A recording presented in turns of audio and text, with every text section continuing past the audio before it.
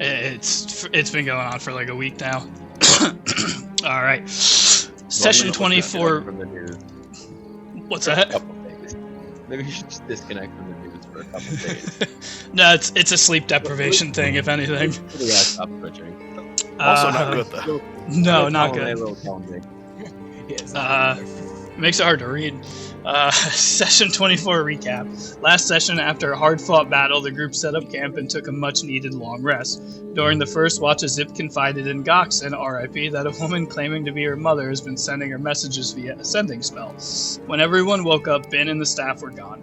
During breakfast, Augie told everyone he has been trapped on this plane and is looking for a way home, and that he was hoping to meet the elves in the Miscale Monastery, and that could be his ticket home. Upon arrival, you find the monastery left in a bloodbath. Dozens of wood elves lay slain across the gardens. After solving the puzzle, you find a tall wood elf, long black hair covered in green moss like tattoos, lying dead within the monastery. After a battle with a few cultists that remained, Augie cast Dispel Magic on the feral werewolf, turning her back into her human shifter form, revealing Claudia's cousin Carnassa, who is now covered in cultist-like tattoos glimmering with chaos magic. As you all crowd around her and Bernier ties her up, you hear a loud crash of lightning followed by a loud boom, so powerful that it shook the foundation of the monastery. Looking around, seeing Goxon missing, you run outside to see a massive blue dragon flying north before it vanishes in the sky. As the dust begins to settle, laying in front of you dead is a strange human man, dark hair, clothes completely shredded, and dozens of small, tiny blue dragon scales scattered around him, a faint bit of lightning bouncing between them before eventually fading away. Gone too soon. And the floor is yours. I never got to ask him any of the questions I wanted to.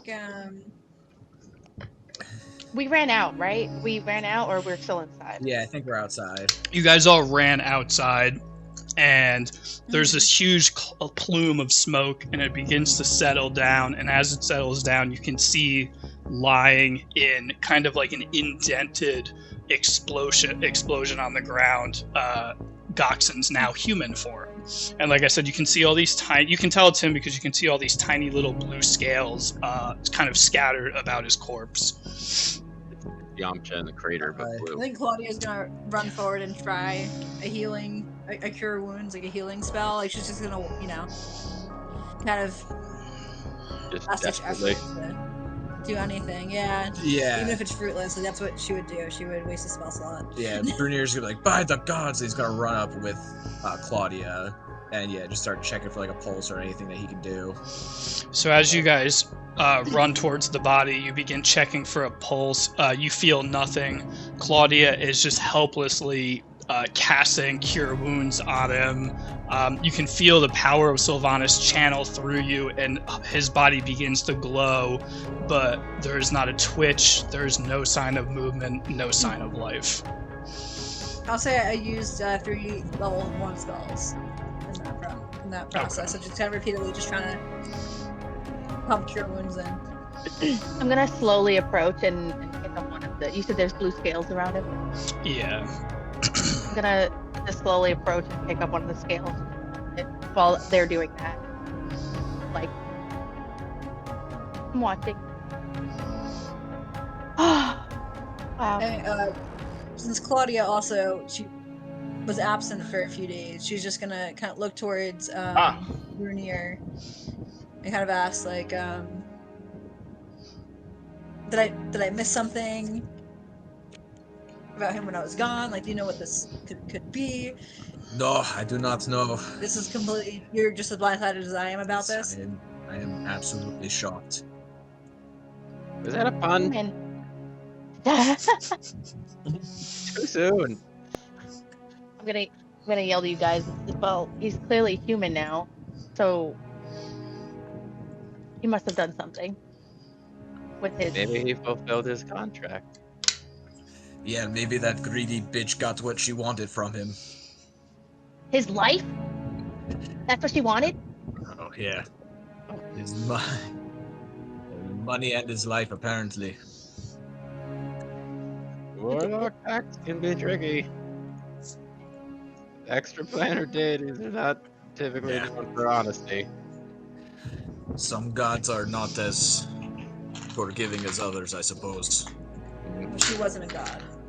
We all know. No. She's a scaly bitch. Hey, if you're in a pact with a god, it makes you me.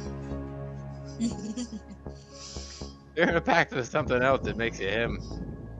Yeah, it's true. Warlock and clerics aren't the same, buddy. That being said, I will go, Like- but you'll see Augie will start to kind of do the same thing that he did with the bodies initially. Start performing last rites for him, and I will ritually cast Gentle Repose again. Does Goxon's body have any of his inventory on him? Yes. At all? He still has all his He can take inventory. everything. Well, the gold's gone. We all know that. Yeah. Yeah, the some gold money. is the gold is gone. So he has a single chaos crystal left. I will say, as you begin to rummage through, he was wearing an amulet. As you pull the amulet off, and it has this symbol on it, and as you look at it, you notice that it is, from what you kind of can piece together, the same symbol that he would draw out in his ritual spell.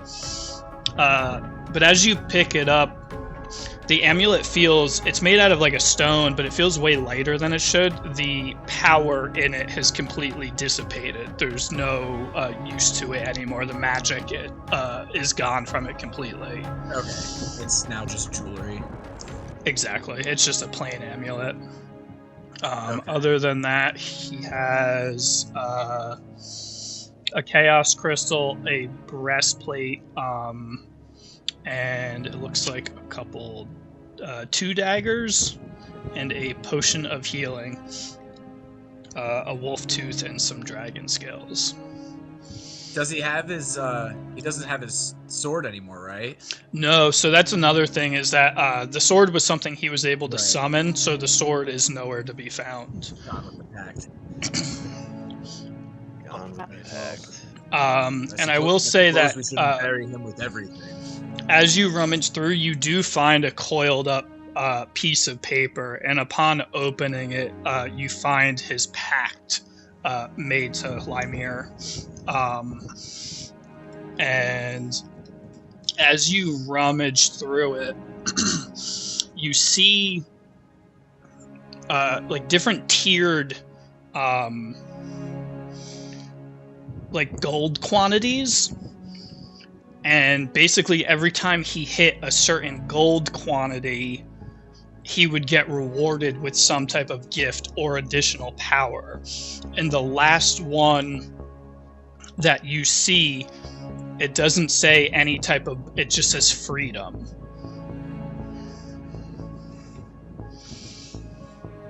Freedom at a There are cost. many meanings to this word. You have a fucked up sense of humor. Dragons This tend makes to me do so that. sad. All right, well, we can't leave him here. Where do you think he would want to be buried? Claudia's gonna ask for here. Probably in the bosom of his. But she left. But she's gone. Well, he was chatting up that statue. Maybe we could bury him at the foot of that. That is true. Maybe that is what he would want wanted.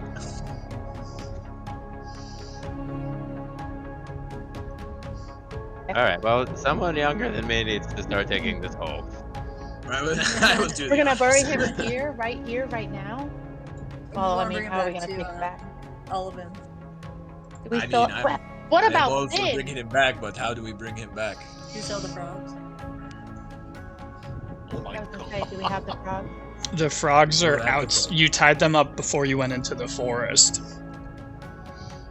We're still.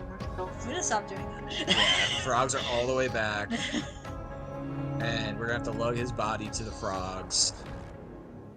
But can we Can we make? We can certainly I don't bury know. him here. We're in a Something. holy place. I think right here is the best spot for him. I can sanctify some water. I will start digging. I think I'm Splash it shoveling. around. Maybe that'll do something. I'm going to the bathroom. Just You do like a that. lava lamp. Yeah. Body's just. I Bury him in water. I knew the burial was going to be like. I knew it. Yeah. This Yeah, makes but- me feel so They're sad. just arguing I know. over what to do. They're just throwing it all over the place. I only knew him for 2 Uh, days, but I think it's what he would have wanted. We're gonna chop him up into little pieces. That's what he Yep. would have wanted. Put them in your inventory. If we all take a limb, it won't be so bad. A little piece to remember I him by. knew it. Does anyone want his potion of healing? You're looting his stuff. That's what I mean. You can't keep all of it. I knew they were gonna Yeah. live with it. Yeah, come He on, doesn't we're need gonna it leave anymore. him with dragon He was scale, my that shit's friend. valuable. I was gonna say he was my friend, but can we loot him before we bury him? You know damn well he would have done the He's same. not even to us. cold yet. We're honoring his memory by looting it for gold. He would have done the same thing for us in We'll our bury body. him with the amulet. And I was gonna say too, like we could give him a nice like warrior's burial, like with his sword, but it's not there anymore. He So doesn't have it. We can put his arms in that position though, so he can Yeah. soulfully have it connected to him. Unless he doesn't probably want that, because that bitch killed him. She was the one giving him his power. Damn. if only we could ask him. Can we do speak the dead? Yeah, I Is don't know anyone that packing one. it? Yeah, I'm not. We're just I gonna have to might look have like at a it. short sword. Let me see if I can get it. Do I know? Well, he has his daggers. Maybe we could do like a cool little like Yeah. Tomb Raider pose. Oh my god. All right, Brunier's gonna look for a shovel. I think I might. Oh, I don't have it prepared, but I do have Speak with Dead. If I rest for a little while, call Jeremy. If you take an 8 hour Yeah. nap. We both have time. Do you want to be buried with your amulet, or do you hate that bitch? You don't What want would it? you? You were dead. Where would? Yeah. Where would Gox want to be buried? He's like, well, in the bosom of my patron. Well, Nailed she it. left.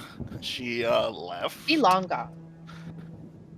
We gotta bring his body with us and find his patron. God damn it! And he just fucking finished building his bastion. I know. We gotta name the pet. We gotta name the petting zoo after him. Clearly. I have a feeling we'll see him eventually in another life. Apparently, next time I take a rest, I have to prepare Revivify. I was actually surprised that you didn't have that prepared to begin with. Nah, fuck him. If they die, they die. Oh yeah. That's bad. All right. How many We know he scales? actually doesn't want to be brought back. So. He has had 4. 5 scales on Above him? table, above table. I'm pro not having He can- Revivify because it makes dying more impactful. Yeah, Oh yeah. yeah. Oh, they can't die with as much healing as I have anyway. Oh, Rob, above table, we did agree that Revivify was the only spell that we had to use a component for. So you need an expensive diamond. Well, I don't have shit. I Okay. honestly didn't even put gold on this character because Bodies in my head, once like, again, brought I up thought I was going to be mining here stuff for like and 2 everything. sessions. So I have nothing. And then you left. Yeah. And then I left. Yeah. You left us to our own. Alright, Have you- so what's the consensus? Are we Are burying we him gonna? or are I we was gonna dragging say, him are we out of gonna here? bury That's him? very good. Okay. Yeah, I'm gonna find an opening in that little courtyard we were just in. Just throw him on top of the bodies. It'll get. Yeah. Burn the bodies. What the fuck? I'm gonna also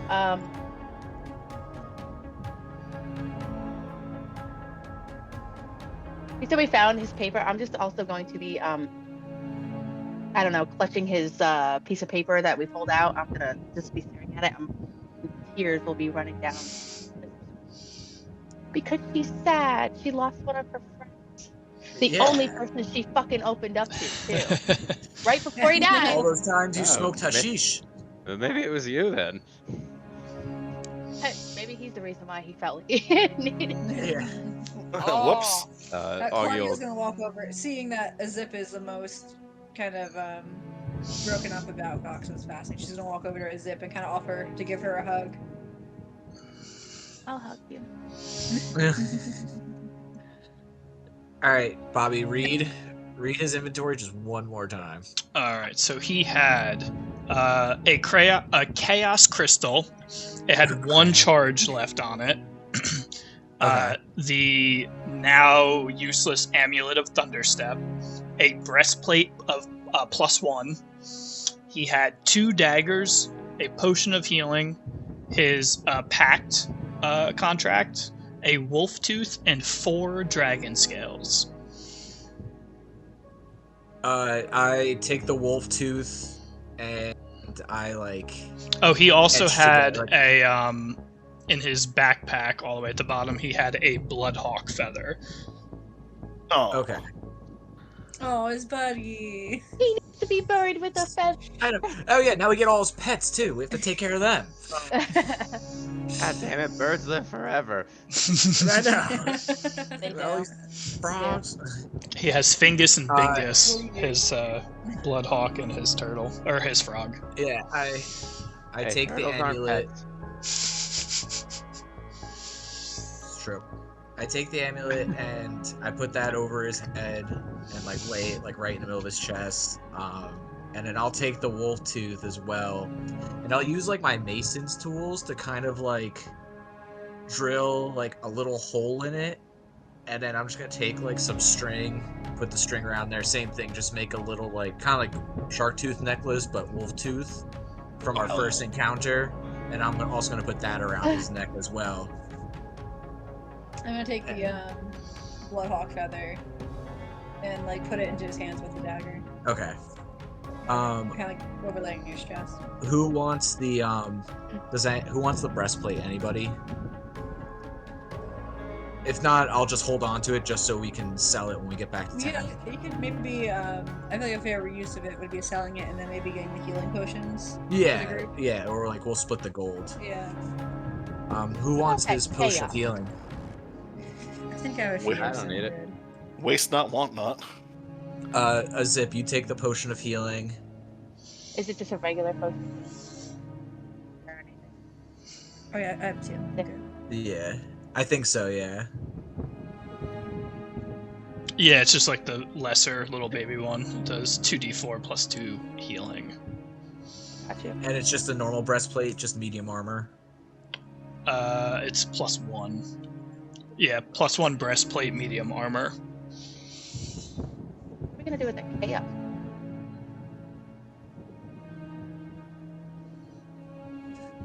We can hold on to the chaos crystal for now. I think Ben was the person that would get the most use out of it. Yeah. Since they're Well, I fighting guess over I know. I guess now they won't be fighting, bickering like little girls over shiny things. Do we want to bury him with his pact, or is that something? Yeah. We'll bury him with his daggers, the 2 necklaces, the pact. We'll take his dragon scales, and we'll split that up 1 each. What is the dragon scale for? Is it for like crafting or something? Crafting or selling? Yeah. Okay. Brunier, I'm assuming you began digging like a grave for him, or?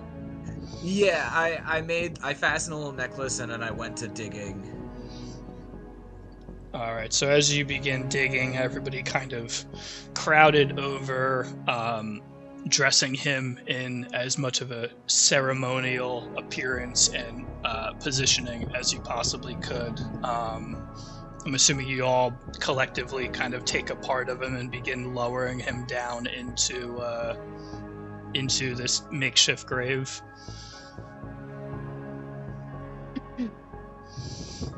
Yeah. All right, so as you lower him down, looking Is down there at anything him. we're missing on his inventory? No, We that's forgot to that's do. it. You greedy Okay, bastards. just wanted to be sure. Hey, no, don't want to go to waste.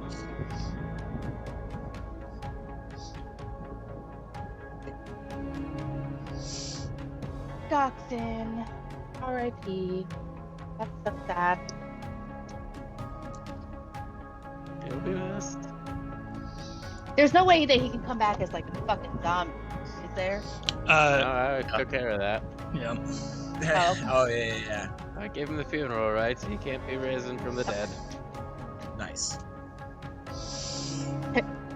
The random section Goxin dead body appears. We're just like, we thought we murdered you, bro. Why won't you die? It's the Undead Nightmare DLC. Right, Oh my right. God. So as Bernier begins slowly burying him, does anyone have any final words for the departed Goxin? Too young, too soon. I'll miss the greedy bastard. I'll miss him. God damn it. All right, and with that, with everyone's final remarks, your dear friend Goxin is buried. Yeah. Around where like the dirt is, I'm going to just like lean down and just like with my finger in Dwarven, I'm just gonna write out like Dragon Heart. And then just like press my fist right below it. And then that will be all. And Azip is sobbing while the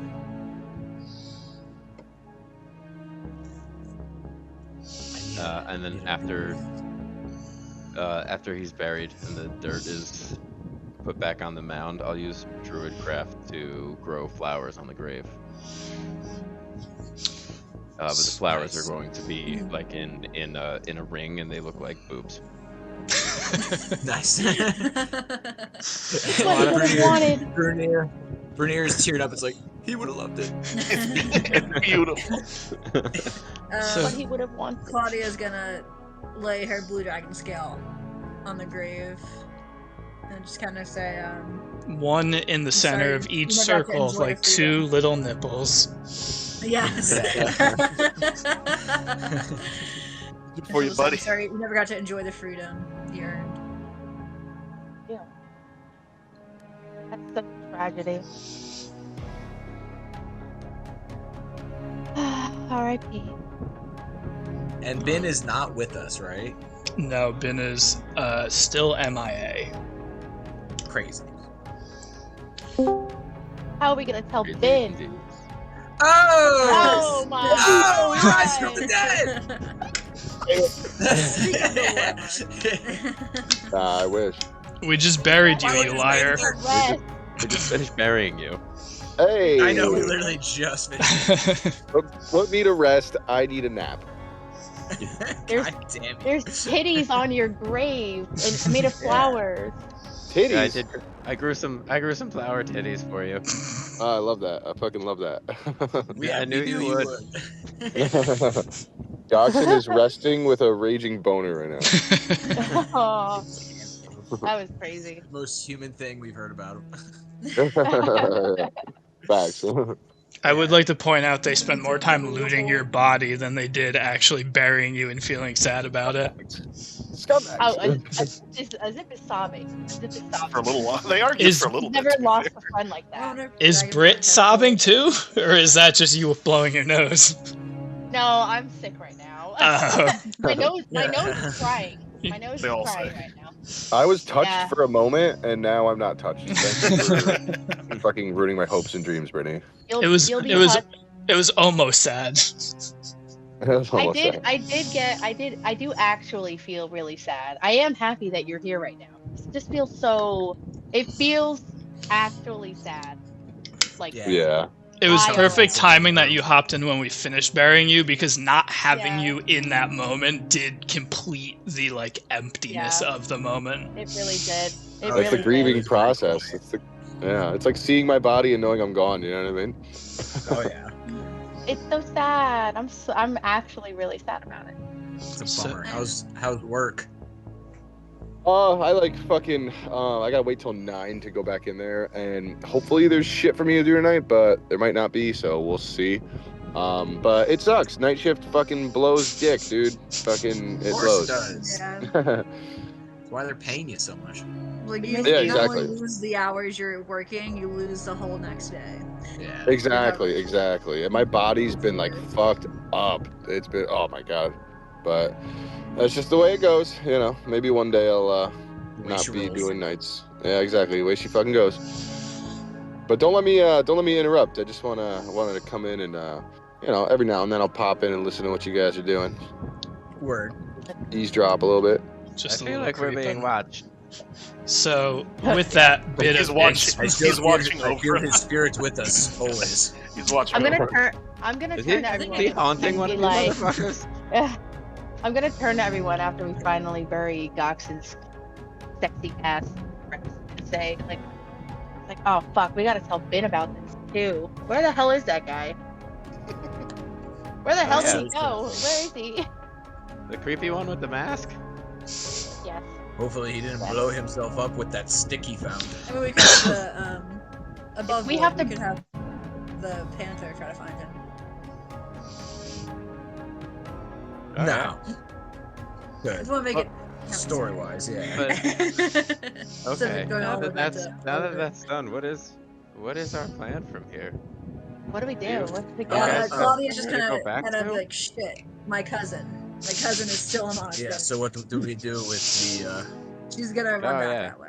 I the forgot about tied that up one. woman in the temple? she's running back. She's tied down. Oh yeah, another Just person we have to the bury shock of probably. Dawson has made her completely forget. that Yeah. Her cousin is tied up in the monastery still.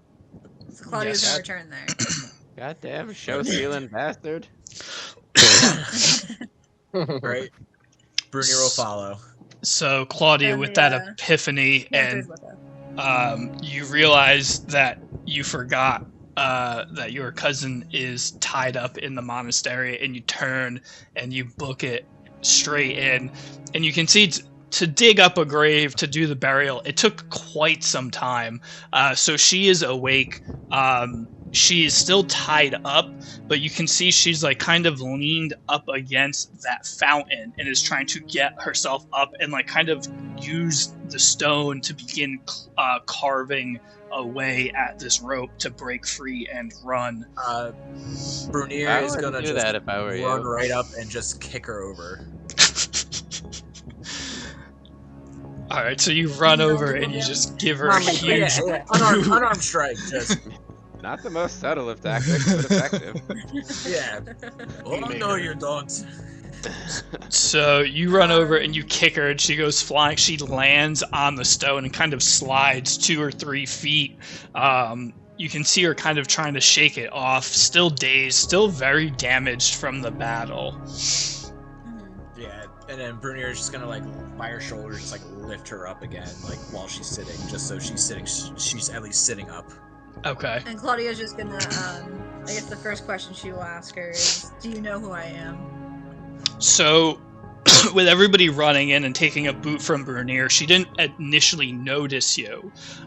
You can see the look of fear in her eyes, and as she makes eye contact with you, her eyes go wide, of like just sheer disbelief. And you can see the tears begin welling up in her eyes, and she looks at you and she says, "Claudia, is that really you?"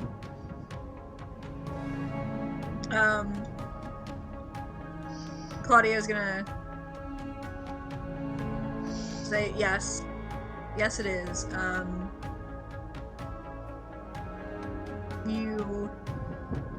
I noticed you were tied up like an animal.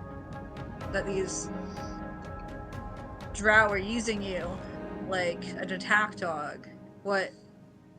Do you remember any of that? I remember bits and pieces. It gets a little hazy. It's been so long since you've been gone. I I should probably start from the beginning. The portals to Avernus that we used to hunt, they stopped coming. Our tribe began to starve, and we had to look to any other means of survival. And that's when this woman came, and she promised Fang a new place to live, a new home that we could call our own. We just had to help her, and clearly she lied. Helping her with slaughtering all of these innocent elves. That does help. They tricked us. It was a lie. Fang didn't know what to do. He was in over his head. That son of a bitch. And she kind of like looks off, and you can see the frustration kind of welling up inside her, that she had a feeling that you were still alive and something was not right with the story that he gave.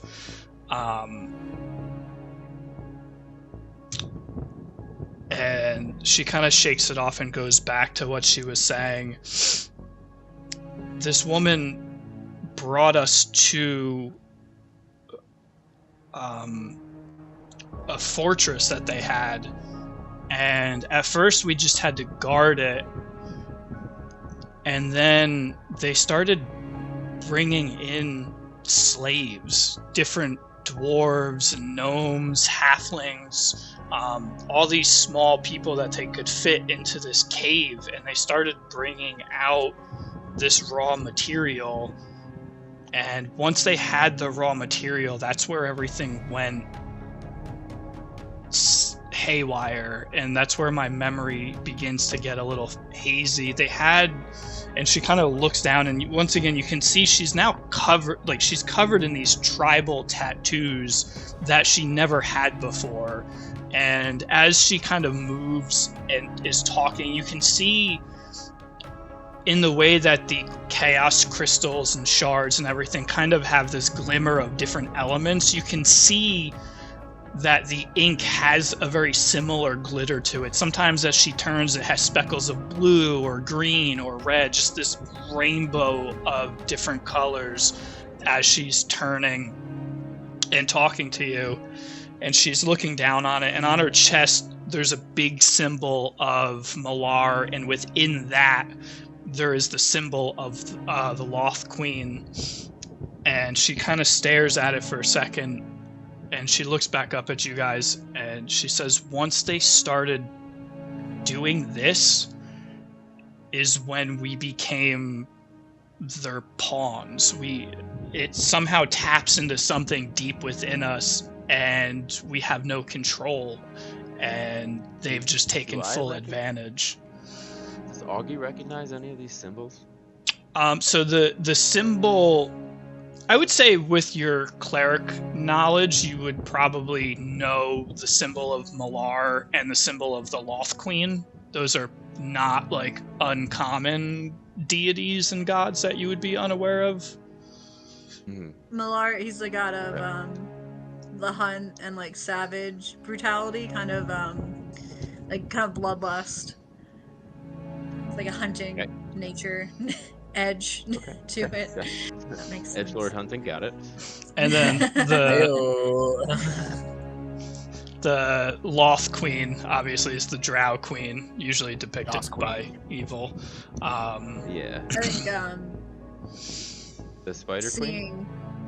Seeing her cousin. Yeah. And just knowing her family might be in here, might be in danger. That's what she's asking. Carnasson next, just like, is my family here? But have they been looped into this too? Have is my little brother okay? Has he gotten these tattoos?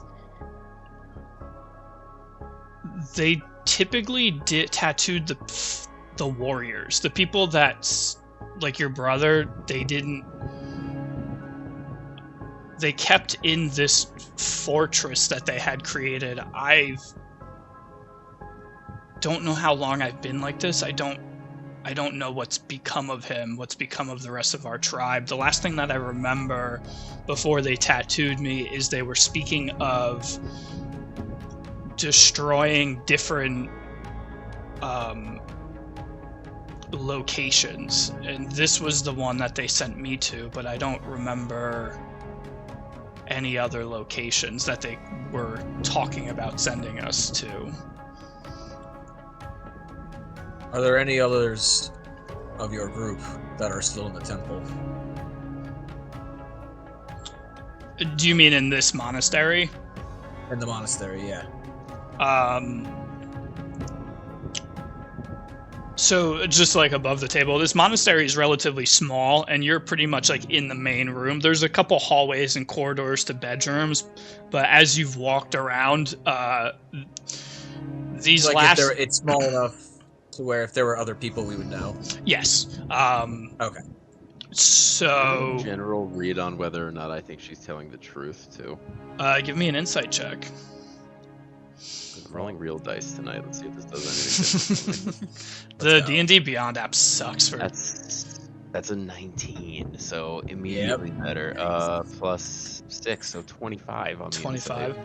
I would say with a 25 insight, you can tell that she is telling the truth, that her mind is very hazy the moment she got those tattoos, so her timeline is kind of skewed. But overall, the fear and concern and confusion, all of that, and the information that she's given to the best of her ability seems genuine. Okay. Okay. And Claudia's just going. Oh yeah. No, go ahead. Claudia is going to she's just gonna say, I'm so sorry for being gone for so long. I at a crisis of faith when it came to worshiping Malar and living the way that we have as a clan, and I was afraid to go back because I was afraid of not being accepted back because of my new beliefs and the new knowledge I'd gained. But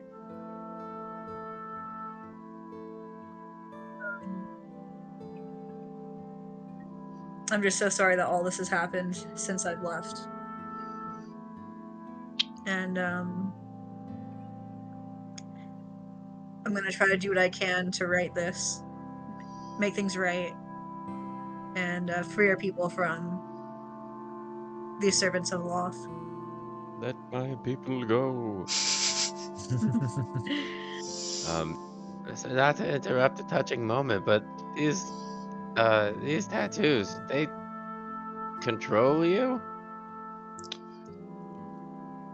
She kind of looks down at him, and she looks back up at you, and she's like, I don't know. I don't think they control me so as much as they make me lose control. We should get her to the temple back in Olivin. Like semantics to me. It doesn't matter whether you're being controlled or out of control. It's neither of those seems like they're in our best interest.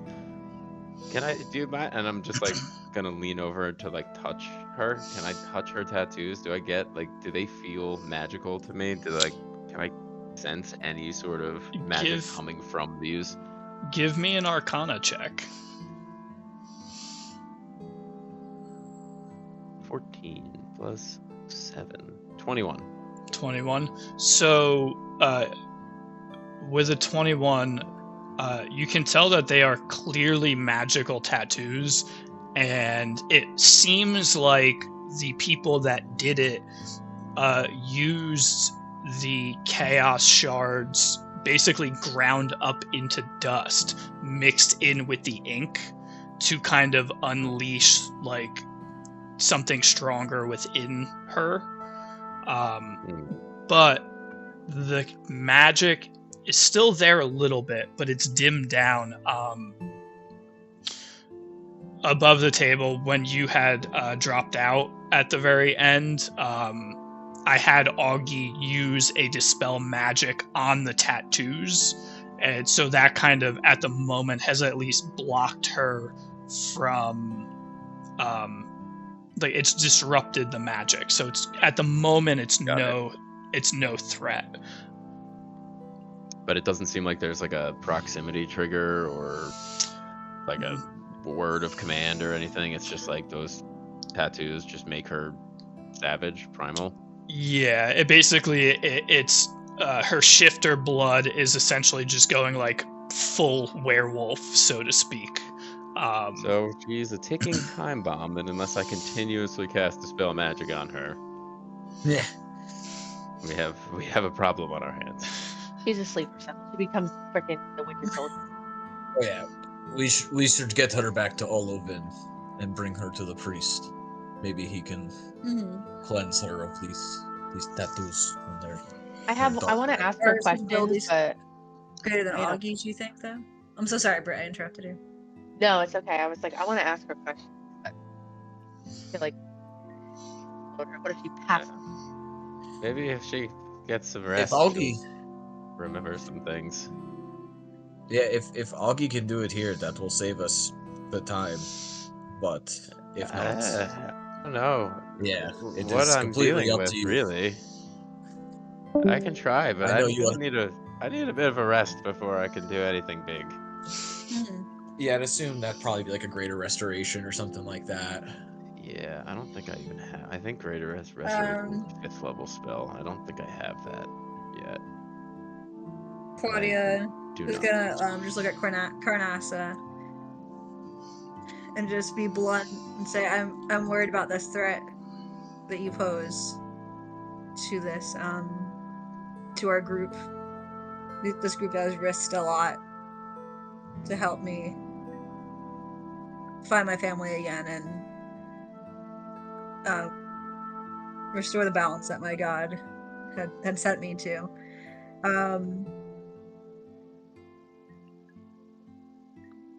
I'm willing to have you travel with us to visit another cleric to see if we can somehow dispel the curse that these tattoos have put on you. If it is a curse, if it is something that could be fixed, I'm willing to take you on as my charge, my responsibility. We leave her tied up for now. If she turns into a dog again, we cast Hold Person, we knock her out. Just And bonk I'm her on sorry the that head. this We'll be is- alright. This is our reunion. I'm sorry that this is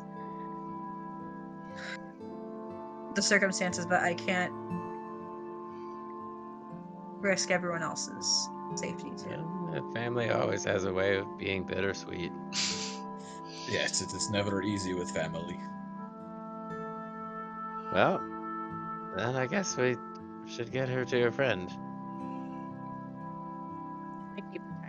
What time is it? And That is a good Felicia question. asks- That's what I've been trying to figure That out. is question. You guys had a long rest after the battle, and you woke up pretty early. I would say you walked like maybe an hour or two to the monastery. So we'll say you got to the monastery around like 11. Just say it took like an hour for you to solve the puzzle. That would be 12. Battles happen relatively quick. And then everything with Goxon and then burying him, I would say probably took like 3 hours. Mid-afternoon. Yeah, so Mid you're to looking late at afternoon. probably like 4 o'clock-ish probably. Okay. So we're gonna have to camp again before we can get out of these woods. Which means we're gonna have to find a place where we can keep her. The rope of climbing is strong. It should be able to hold her for now. Did you all hear that? Yes, I did. So it's nothing personal, other wolf lady, but we have to leave you tied up for now. Once again, I'm not a wolf. I'm not a wolf lady. The canine, I'm a hyena. the canine systems, whatever. For years, every other day I have to remind you this. Not a wolf. That's so on brand for him, though. But I feel like that one character in The Good Place, not a girl. Jenny, not a girl.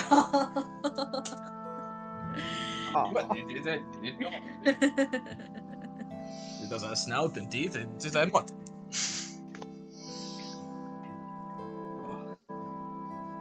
So that's our plan then.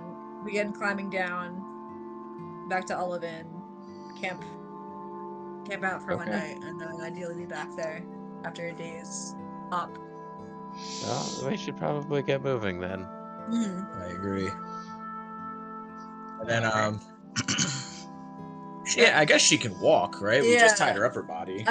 Claudia's gonna wrap an arm around her cousin as they walk, and just maybe they try to catch up on like just the town gossip, the family gossip, and just Fuck them bears. Time apart. Huh? How about them bears? That's right. So as you guys begin making your way out of the monastery, as you're leaving, you walk past the female wood elf lying dead right inside the entrance, and then you step out into the garden. You notice that she looks strikingly similar to the statue that had no death date. And you make your way out past Goxon's grave to big old booby flowers. Can I see if can I just investigate the wood elf's body? Just see if she had anything useful on her. Sure. I don't think we looted our. I don't think we looted the. We got very distracted. You, in fact, did not loot anybody in that particular chamber. Wait, she had a pendant that she handed me when I walked in to try to save her, right? She had one in her hand, but no one took it right. or looked at it. Oh. I loot the drow warrior. We're doing that now? Yeah, I might. Retcon that, is that okay? Yeah, so as Claudia and Carnassa are kind of sitting there and having the conversation about what had been going on while Claudia was perceived to be dead, Vernier goes and loots the two mages, and you find a Speak with the Dead scroll, and you find a Dimension Door scroll. What was the first one? Speak with the Dead. God damn it! Where's Jeremy? Well, the Speak with the Dead originally was so you could talk to Carnassa after you murdered her, and then you didn't murder her. I'm sorry. So you get 2 scrolls, and you get, we'll say you get 75 gold total amongst the bodies. And then, Rob, as you open this woman's hand and she's clasping this amulet, you get the Amulet of the Devout. Yeah, baby, that sounds right up my alley. And what is Amulet of the Dead? Is that It's an item on D&D Beyond? Yeah. Okay. Bobby. Yeah. Any idea what level spell Speak with the Dead and Dimension Door are? I don't remember off the top of my head. Speak with Dead is 3, and I know that because I just looked it up. Okay. I was gonna say, damn, you're good. Or I have no idea. No, I literally just looked it up because I was trying to see if I could talk to Jeremy. Oh. Shadowheart gets it. And then, Because, yeah, it's weird in the inventory thing. It just says, like, spell scroll 1, spell scroll level 2. And then, did the Drow Warriors have anything on them? Oh, I forgot about that. We'll say they each had a long sword on them.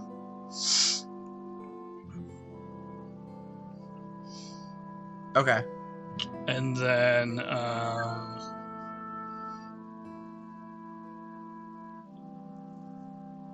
what armor? They each had. We'll just say a breastplate, a medium breastplate. Breastplate. Yeah. So 2 long swords, 2 breastplates. Is this is an amulet of the devout +1? Yes. And then just for shits and giggles, I put in the campaign notes what the amulet looks like, and I also put the tattoo design generally that Carnassa has on her. Nah. I didn't say the Yamcha before. That's funny. Very funny. Oh, that's what happened to Goxen. So that's a symbol of Sylvanas, right? Yeah. Maybe Claudia should have this.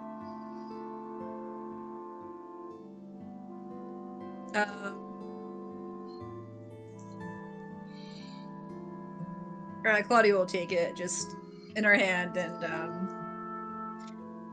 Here, I kind of just feel over the engraving and just kind of let the guilt of not getting here sooner wash over her. Kind of, choosing essentially saving Payson over saving this grove of druids. It's good. It'll be good for you. It's +1 bonus to attack rolls and spells. Okay. Wait, +1 bonus to spell attack rolls and saving throws. Saving throw DCs of your spells that you cast, and it also gives you a free use of Channel Divinity each day. So if you decide to delve more into your cleric side, that'll help. Do you get Channel Divinity if you multi-class? You have to, right? I do. I think I might just have gotten it because I'm a level 2 cleric and level 5 Yeah. ranger. Right. So. I think it's a level 2 thing. I'd have to double check under features. Zip is staring at everyone looting everything, and she has zero interest in doing it because her sadness is overtaken. Currently missing Bin and Gox and her 2 buds. Yeah, my friends. Oh yeah, we should probably keep an eye out for him. Does he do it a lot? Does he just kind of disappear? He's Normally. been kind of going through a thing. Above table, are we waiting for every encounter with Bin until we get to Olivin, or could I maybe have the beast search him? I will say, do not wait for Bin. Bin is not coming back. Okay. He's dead! Alright. And then I guess we march. This party's dropping like flies. I know. Hey man, Out of combat. No. cutscene death. Yeah, it just cuts the Bin in the woods. He's just getting pulled from a ankle by wolves. I'm sure we will cross paths again shortly, and it just cuts there. It cuts to him just getting mauled. Can one bard Bring take back on the- 20 dire wolves? Right. Find out on the next episode. Back to the of character D&D. creation. Yeah, back to the character creation screen. I mean, in Baldur's Gate 3, it's the best screen, But so as you guys finish looting, and like I said, you make your way out, making that connection with the fallen wood elf and the statue, walking past Goxen's grave, you make your way down the long flight of stairs back into the misty forest. At this point, the mist is maybe ankle high, slowly returning to just a regular forest. You can see as you're making your way out, some of the moss on the trees and rocks is beginning to brown a little bit. The ecosystem is changing very rapidly. And as you make your way out, you find your party of frogs tied up and waiting for your journey back to Olivin. By the time you make it out of the woods, I would say it's probably like pushing like 8 o'clock. Like the sun is kind of beginning to set. So if you do make your way back to Oliven, it will be in the dark. I go up to Jumbo and I start patting his frog head and I feed him some of my rations, a little piece of No. jerky. What's up, buddy? And that actually will be the last of my rations. How Do you far? guys have the map up? It says your It's DM been is not saying currently that- hosting a session. Okay. Yeah, it's been saying Would. that. I can refresh it though. Maybe I just need No, to... it glitched out on my side. That's why I wasn't Ah. sure. Yeah, I see it now.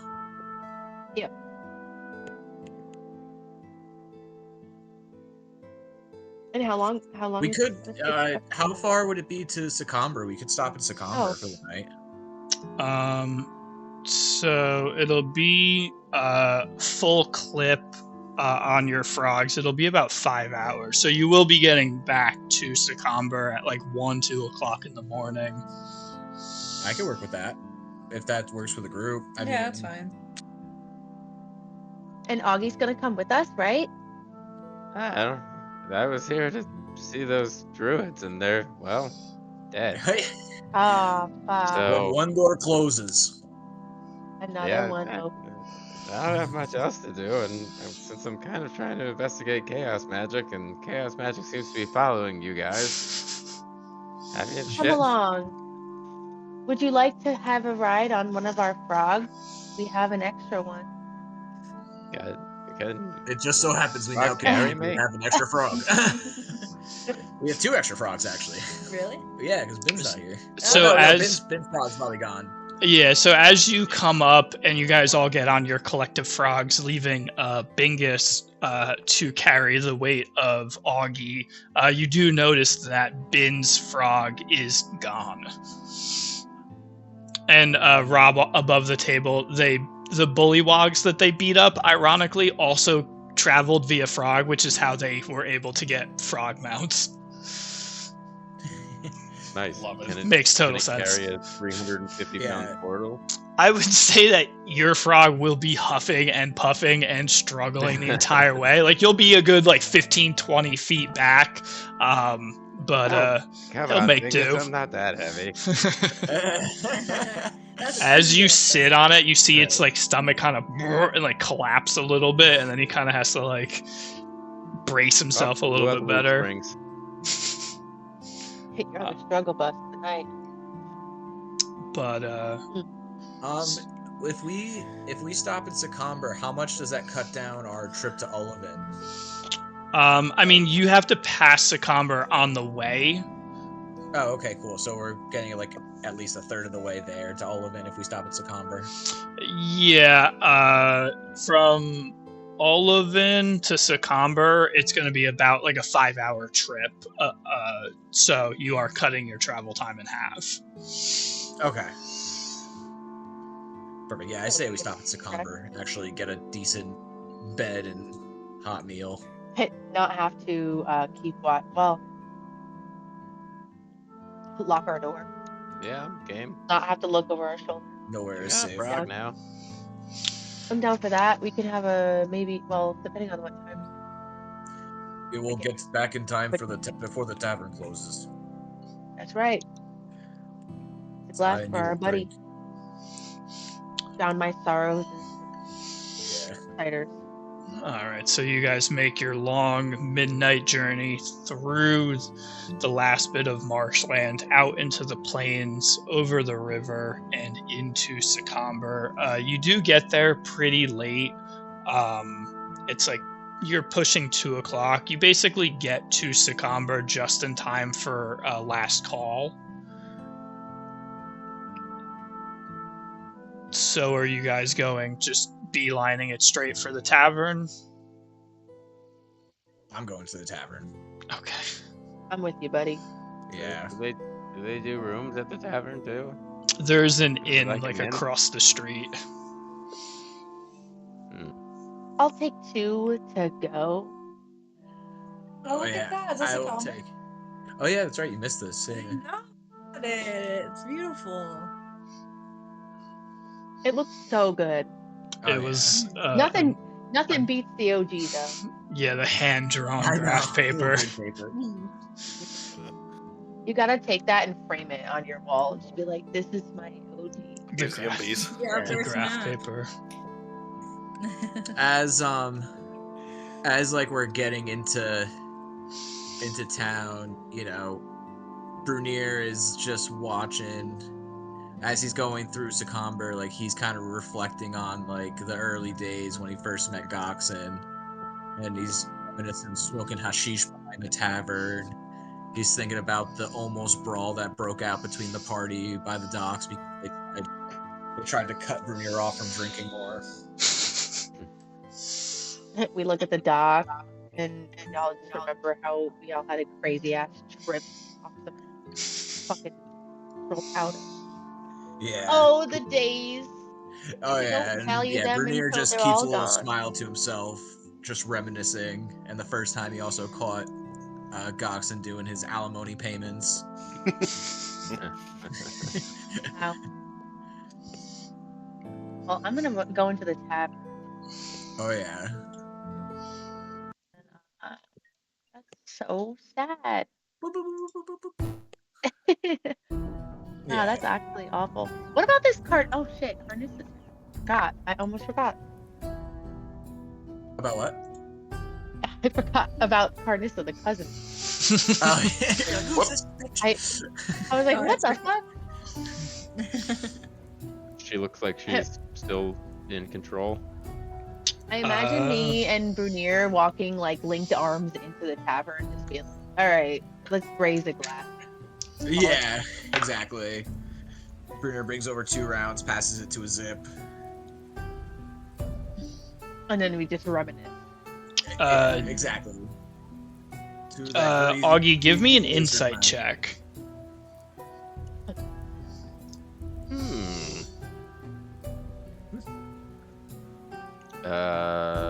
19. A 19. With a 19, I will say she's still in control. But you do notice that she's getting a little... Almost how like when a kid wants to get up from their seat and they're not allowed, and they kind of just shift a little uncomfortably in their seat and they don't even realize they're doing it. You can see something in her is beginning to get a little antsy, and she might not even necessarily be aware of it. Do the tattoos look the same? Or are they getting like glowy? We knock With her an- out. With a 19, I would say there's a little extra shimmer to it. Okay, so it seems so like with the 19 insight, I'm guessing that this is more based on like the, you know, her tattoo affliction rather than just like somebody who's been tied up and riding a frog for 5 hours, right? Yeah. Well, while they're inside drinking and reminiscing, I will. I mean, I guess I'll stay with her outside just to kind of keep an eye on it. Okay. And if things get too Claudia bad, I would stay with her cousin too. will cast, I guess, Dispel Magic again. Okay, so Bernier and a Zip have gone into the tavern and have begun drinking, correct? Yeah. Yeah. Okay. And Claudia will be staying with her cousin. Okay, so as you're sitting there, Augie just keen-eyed, focused, possibly also trying to fight falling asleep because it's way past his bedtime. You sit there Claudia's for... just gonna... Oh, sorry. You sit there for about an hour until the tavern begins closing and slowly people start fading out. Augie, now you begin to see this shimmer on the tattoos begin to get a little bit brighter and stronger. You can see the symbols on her chest kind of beginning to get a faint glow to them. And she's still doing the kind of just like fidgety movements, but she's not aware of it. It's almost like a tick. and she's just having a full conversation with Claudia. Is there anything, Claudia, specifically that you guys are talking about while you sit there? Any questions or anything like that? I feel like we kind of covered everything already that she would have wanted to know. So I'd say just like they're just catching up about, about While like she's family. distracted, then while Claudia is distracting her, Yeah. and, like, keeping her engaged in conversation, I'll come up behind her and I will close my eyes and I will I won't touch her, but like I'll put my hand like close to her back and I'll cast Dispel Magic again. Okay, so as you cast Dispel Magic, you see that glimmer begin to fade again. And you can tell this time it's a little bit more faint than the previous time that you casted it. Like, you might have a little bit longer of a shelf life on this one. Okay, good. I'm tired. Does Claudia clock that Augie did anything? Should I do like a perception check? Sure, give me a perception check. Okay.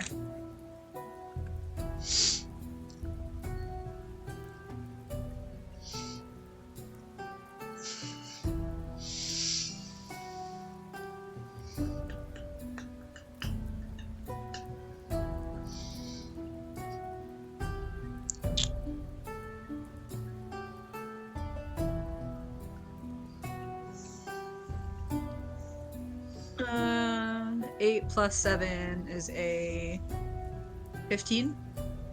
A 15? Okay, with a 15, I will definitely say you notice that he did kind of sneak some type of magic spell, and you could see the glimmer in the night sky of her tattoos kind of fade. As far as what he did, Yeah, you're not I was just trying to 100% keep it- sure.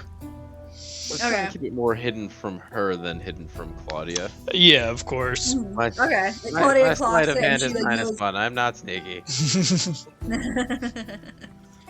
I think Claudia's not gonna say anything, but she'll kind of just notice and kind of like, maybe they have eye contact for a second and kind of like get an understanding of what. I'll give her Oh, the he's old man doing. nod, and Yeah, then I'm gonna kind of just shuffle my way off to the inn and find a bed and go to sleep.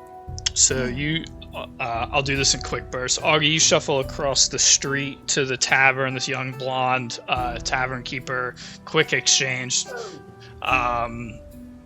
You head off to your room and pass out. Brunier and Azip, is there any particular conversations that you guys want to have while you are drinking your sorrows away?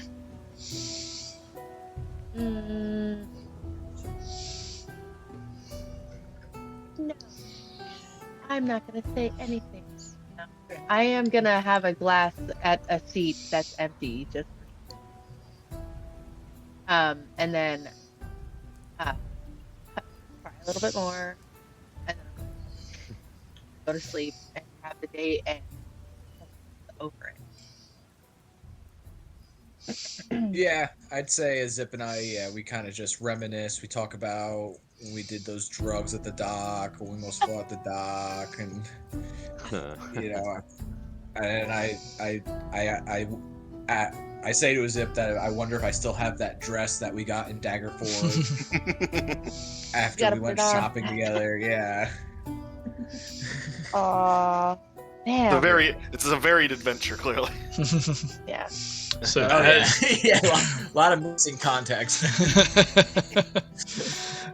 So as you guys finish off your last call with your last couple pints reminiscing, Claudia and Carnassa are slunched over across the tavern,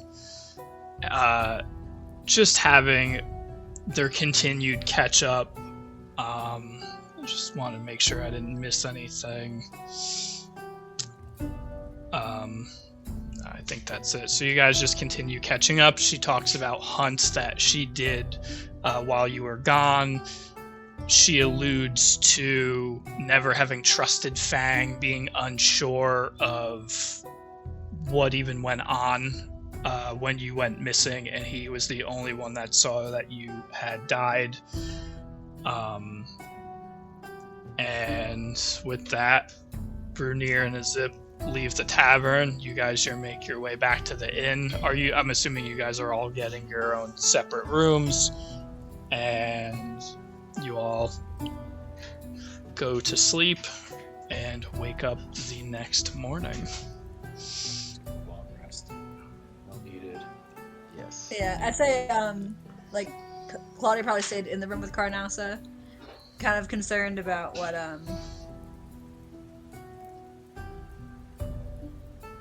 what all he noticed the night before. That's okay. I'm sorry, Wait, say that again. I'm sorry. Oh, I'd say that Claudia probably stayed in the same room as Carnassa, that night, just to keep an eye on her. Okay. So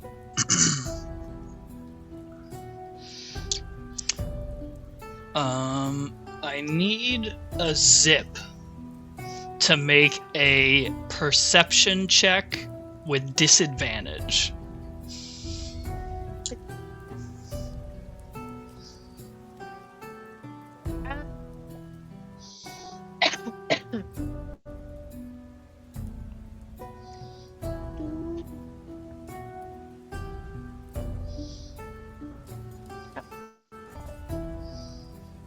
Oh no, help me.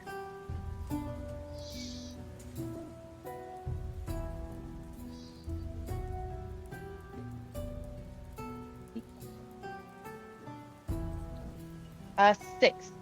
6? Okay. So everybody sleeps soundly through the night in your own rooms. You guys leave, going out into the hallway to begin to gather. And Azip, as you open the door and step out, you trip a little bit and you look down, and in front of you is a small little cage about this big. And in that cage is a straw doll. Oh no. Oh, here we go. Doesn't she ever get solved? No. Clearly And not. Okay. I'm gonna. The straw doll is a depiction of a female rock gnome. She has long, wavy, blonde hair, and she has Oh my inside God. the cage a small little hourglass, and the sand is beginning to drip through. God. That's some fucking village shit. Yeah. I have I'm been sure it's nothing. I have been fucking with these straw dolls for like 15 episodes. And it's the highlight of all of my sessions. For a while, and it's like we have no idea what Holy they are. shit. Right. Does What the fuck is that? That's That's so spooky. Does everyone Oh my that God. we find it the next day? Do they see it too? I would say, yeah, as you guys have made your way out, Oh, you just left it there. it's just right in front of her door in the hallway. So as you guys begin to leave and walk towards the stairs to go downstairs to leave, Azip's door was the closest to the stairs, and it's just right. Somebody snuck up and put it right in front of her door. I don't remember that part of the adventure. What is this? Is someone playing a prank on you, or did you run afoul of witches? I don't Either think the so. gods or tricksters. Oh my God. That's actually terrifying. I've never seen any gods make effigies. usually the other way I around. feel like this might have something to do with. I think I'm gonna turn to the group and I'm gonna be like, I don't know, I might be wrong, but I feel like this has something to do with these weird things that have been coming into my brain. Someone's been talking to me, Hmm. Well, yes, those are called thoughts. and it's yeah. No, but you know how I can talk to you guys through without speaking. I'm telepathically connecting with you guys through. Just saying, someone else does that to you, Why, yes. Yeah, and you don't yeah. know. You don't know And- this person. Well, apparently, she told me that she is my mother, Elaine, and You I feel be- like this you might have believe something this? to do with it. You believe this strange voice How in long your has this head? been going on for? That's my thing, is I don't know. It's been going on for a while. And you're just telling us now? Yeah. Brunier puts a hand on Claudia and kind of just pushes her aside, like slightly, just to calm her down a little bit. And asks, Well, I tried asks to talk about it with somebody, but then he ended up dying. bastard. No. Don't tell me And anything. now, What do the concerned, voices because tell this you? might What do have they something- say? very cryptic messages that are very short. Short like this straw I doll? Shorter. I'm just gonna give them a quick little rundown of what's been going on with these fucking crazy migraines I've been getting. Woman You that guys contacted me. got a lot of shit going on the side. Yeah, we got a lot of baggage. Welcome to the Alright. gang. Oh boy. Welcome to the party. And I That's feel the- like this hourglass, is the hourglass like falling? Like it's trickling? Yeah. So That these. means I'm running out of time! But I'm not So sure the- if I could trust these voices because I feel like they either are luring me into somewhere I don't want to be, or my mother is actually in danger and she's trying to bring me to where they need us to go. And I feel like this is also part of the story, which leads me into wanting to ask Carnissa some questions because it sounds weirdly similar to where this person who's been contacting me, who is assumingly my mother, So this voice. sounds like she's also coming from. So this voice is telling you that they are trapped and that they are being kept underground, correct? Very correct. Well, I do know I can't that. read my notes. No, it's alright.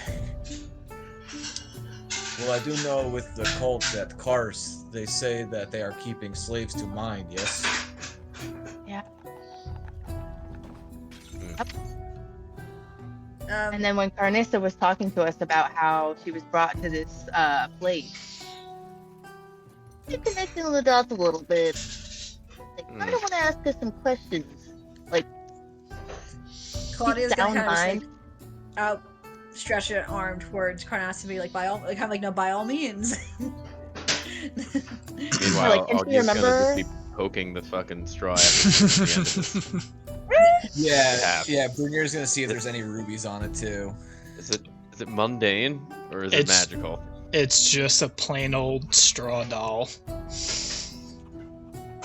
The hourglass? now no that I've magic opened up to either? you guys, Give me an Arcana check, since you were not here for the previous doll experiences. And I will also say, as everyone's attention has turned to Carnassa, Augie and Claudia, you can see that her tattoos are beginning to glow and glimmer rather brightly God damn it. again.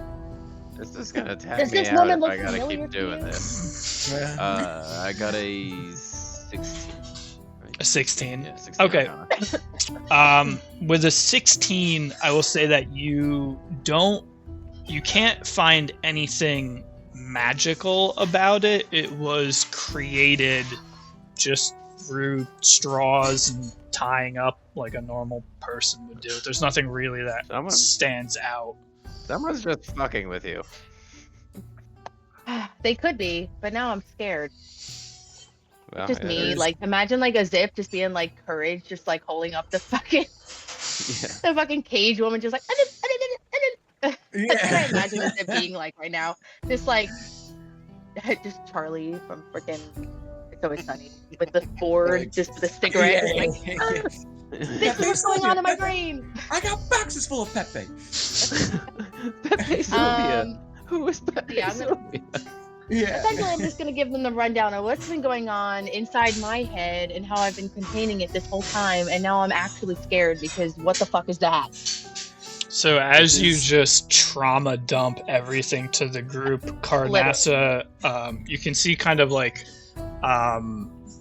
some acknowledgement in her eyes, and she very quietly says, if this voice is telling you these details, they do match with Cars. That is a large operation for them. She might be there.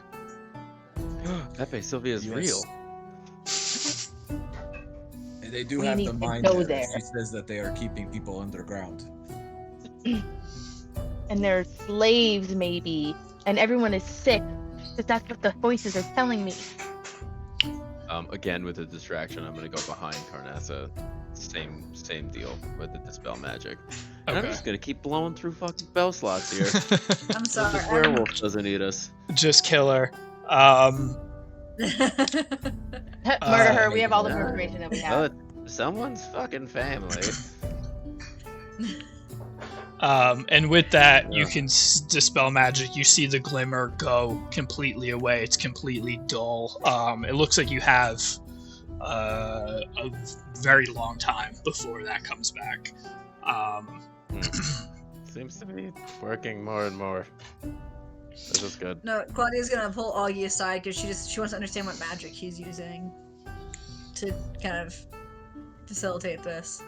Oh, I guess it is magic in its own right, but it's dispelling magic. It's Okay. Claudia's It's a gonna nod her useful head. She's like, tool. I'm a very new initiate into being a cleric. There's certain spells and levels I just haven't reached yet, so I'm sorry to put this burden. Oh, it's spellcasting okay. burden It's on not- you. I just like to complain because I'm old. It's like my favorite pastime. Really, it's no trouble, no burden. Grenier goes up to a zip and he tells her, it is good that there is nothing wrong with being skeptical about these messages. If there's one thing we know, this cult has they do like to play mind games and tricks. If your family is at Kars, we will be there eventually, and if they are there, we will save them. But with this doll, it looks like we might not have as much time as we thought to gather our allies. It seems that time might be of the essence. Do you think the hourglass is literal or like figurative? If it could be anything, but we cannot afford to have another situation with the monastery and let more innocent people be slaughtered just because we sat on our asses. Where is Karst? Is it on the way to see your cleric friend? Sort of? So, I think we should probably take care of one thing at a time here, because we have a literal ticking time bomb. Oh, Wrong one. Sorry. Wait, I was like, Yes. how did we get hey, here over already? there. You didn't see nothing. Or- Oh, no. I'm gonna kind of whisper that under my breath a little bit, like we have a ticking time bomb. Just like motion over at Carnassa. Damn, Carson. So that he did an Arcana check on that Gold cars? straw doll, correct? Yeah, there's nothing magical. Yeah, No. there's nothing magical Ooh, about I was like, can I psychic whispers that Was it fucking straw doll? Right here. Oh, with like the handwritten. Oh my gosh, I gotta organize my notes because I'm trying to find what you told me cars. how this person is casting How their far away voice. is Oliven from? It's the sending spell.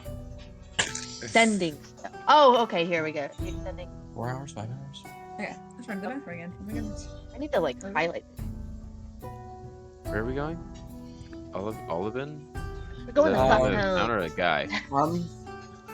I'm gonna swing by Bunny's blacksmiths and make sure that weapon got shipped up to Oliven. Okay. So as you approach, before you even go in to talk to Bunny, you can see that the forge is outside where you've been working, and you can see that the weapon is not outside. So as you enter, you see Bunny, Augie. Bunny is a very large orc, and he wears like a Davy Crockett hat of a bunny on his head. And he looks and he goes, "Oh, Brunir, your weapon shipped up to Oliven late last night." Perfect. So hopefully we will get there when it arrives.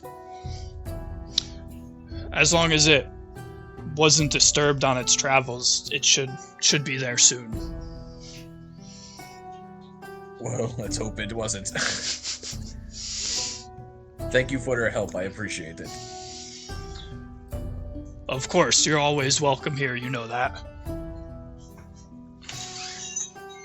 I will always keep that in mind. Thank you. And then I take off. And then do we just want to party travel to Oliven? I'm assuming it's still fairly early. Yeah, I would say you guys went to sleep kind of late, so it's probably like 11 o'clock. Yeah, we should hit the road now.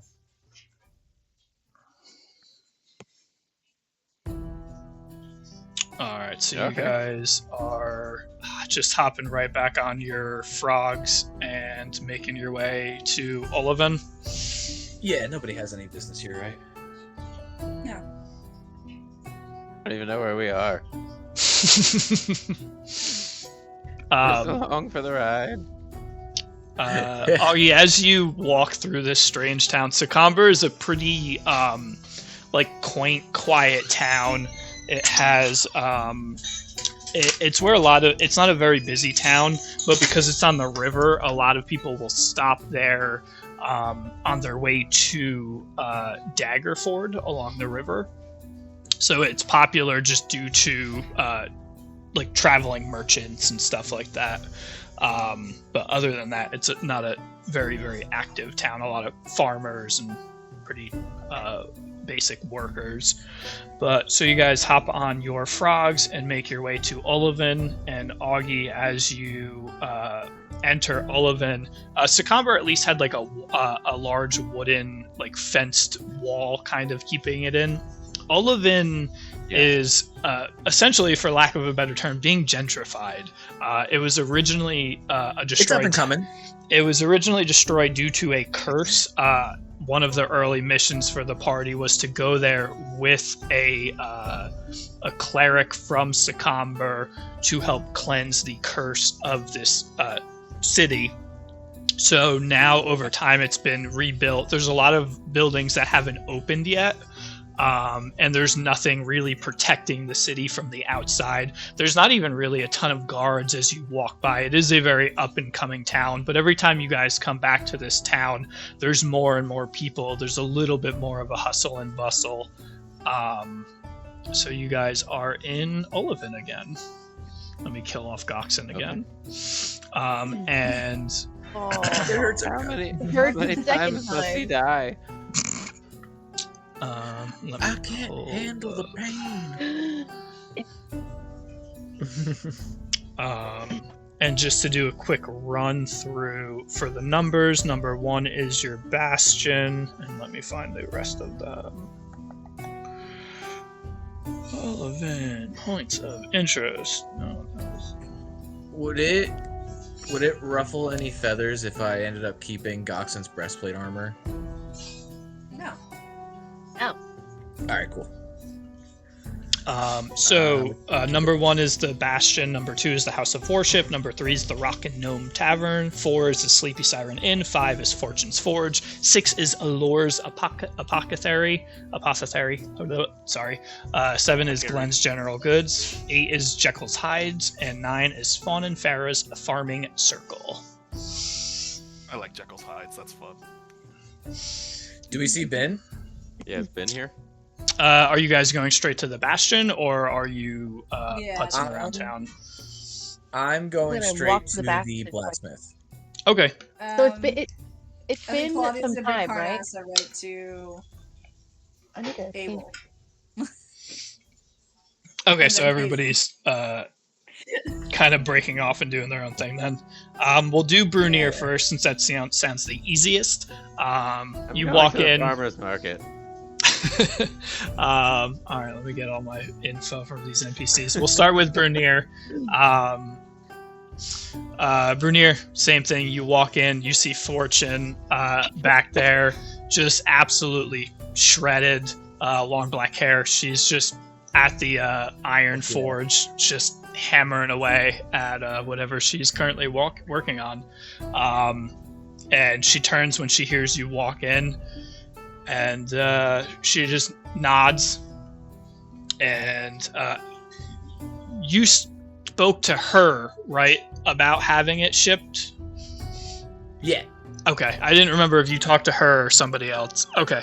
Yeah, No, so I she... talked to her before we left for the Misty Forest. Yes.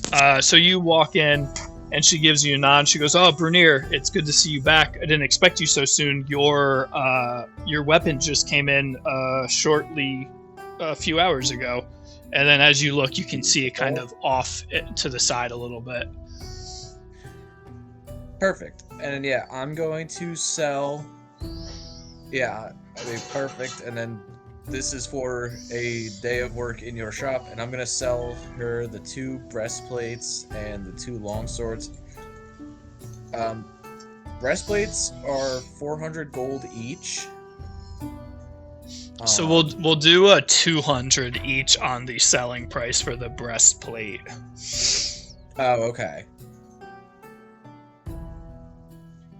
And then longswords, 15 gold each. Yeah, the 15 is fine. Cool. And then... Do I have any money? I'll say that you have, Never like... asked me I'll say just through your travels, we'll just say you have, like, 300 gold. that. I'm rich. Give you some. I have. And then, I will pay you whatever you think is necessary for me to work in your shop and have access to everything you have. She looks around. She's like, outside of the cost of materials, it doesn't cost me anything for you to be here. So 25 gold a day, and we'll call the corner yours. And Perfect. You can see in the corner, there's not a second forge, so you'll have to share the actual forge with her, but there is a table where your maul has been laying out, and there's a lot of different tools and stuff like that kind of hanging up on hooks and scattered about that you can use, that you won't be interfering with her in any way. Cool. And then I also am gonna throw in an extra 25 gold. So yeah, I'll pay for today, and I'm gonna throw in an extra 25 gold to have her on the breastplate I got from Goxin. I want her to kind of like sketch out a design where it's like in Dwarven it says stone shield, and then I want like 2 like kind of like the not like kind of like circling, not like yin yang, but like circling the Dwarven symbols. I want it to be like a long dragon's head, and then like they're kind of shooting lightning at each other, like. Okay.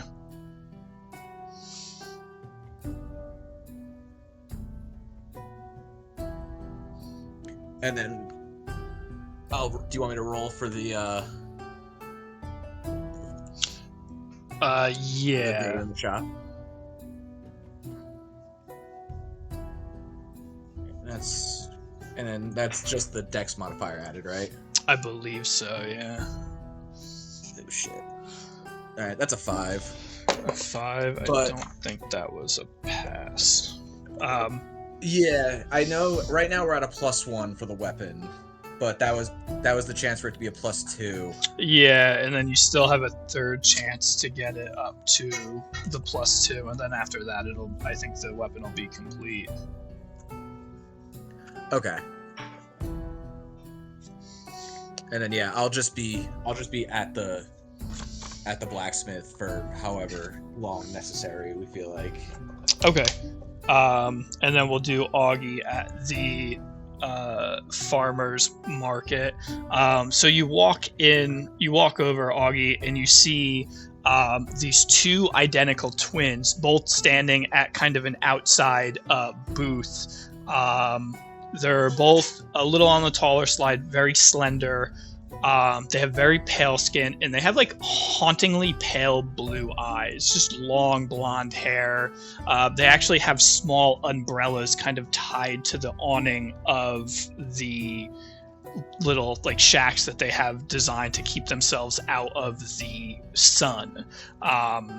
And you can see one of them has different types of freshly baked breads, some dried meats, and then the other one has various fruits and vegetables kind of very perfectly organized on the counter. Hello.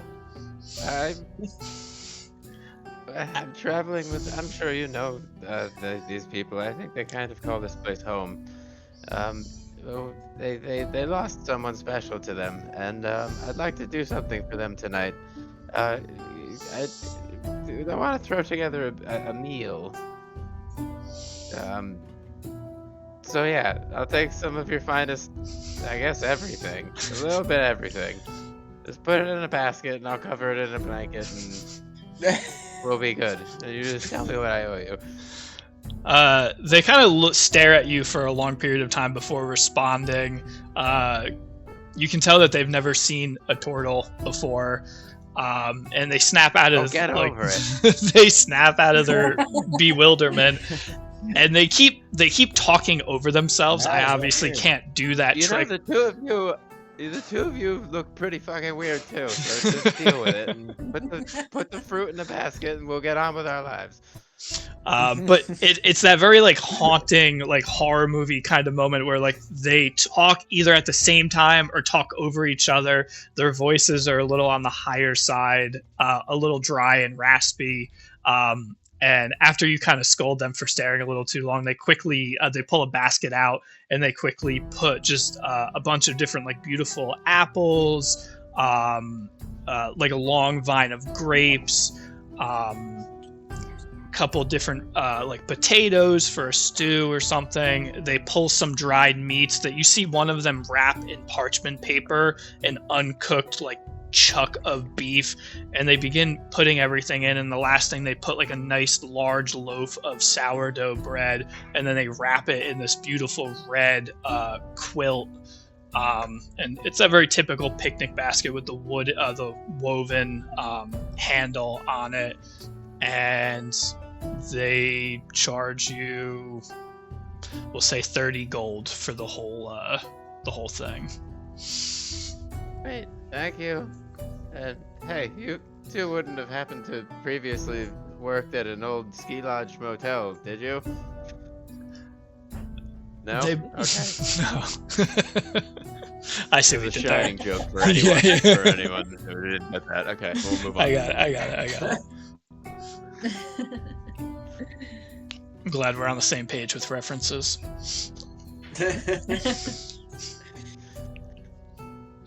And then Bernier spending over to, I guess, the chapel. So they do have their own house. There is the house of worship, which is you can. Is that where the priest is that she's taking Carnessa to? She's going to number 2 in the top right, which is the house of worship. Which is just a very like. After however much time passes, whatever, I'll make my way there after I'm done at the farmers market. Okay. So you make your way in, and you see Claudia and Carnassa standing side by side. Is anyone else doing anything? Sorry. Well, the only two. So, while all this is going on, Claudia, you walk in. You see Abel, sitting down with an elderly woman. She kind of has like a scarf over her head, and he's like caressing her arm and like patting on her back, kind of giving her comfort. He sees you two walk in, and he kind of says something to her, and he gets up and he walks over, and he kind of gives you a slight bow, and he says, "Claudia, it's so good to see you. Who's your friend here? I haven't seen her before." Claudia's gonna return the bow, and she's gonna just kind of start going into the story. Like this is Carnassa. She's my cousin. She's also a shifter. Up from, we live in the Forgotten Forest, much further east. Our clan has basically been, the warriors of our clan are being utilized as attack dogs for the followers of Loth that are responsible for these chaos portals. And Carnassa seems to be afflicted with some sort of curse that was essentially inked into her using the chaos crystals. And she'll just kind of point to Carnassa's arms to just show the tattoos. So upon hearing that, you can see his eyes kind of wide, familiar with curses, unfamiliar with this particular type of magic. He walks over and he kind of looks at Carnassa and he says, "May I?" She says, of course. And he takes her arm and begins kind of touching it.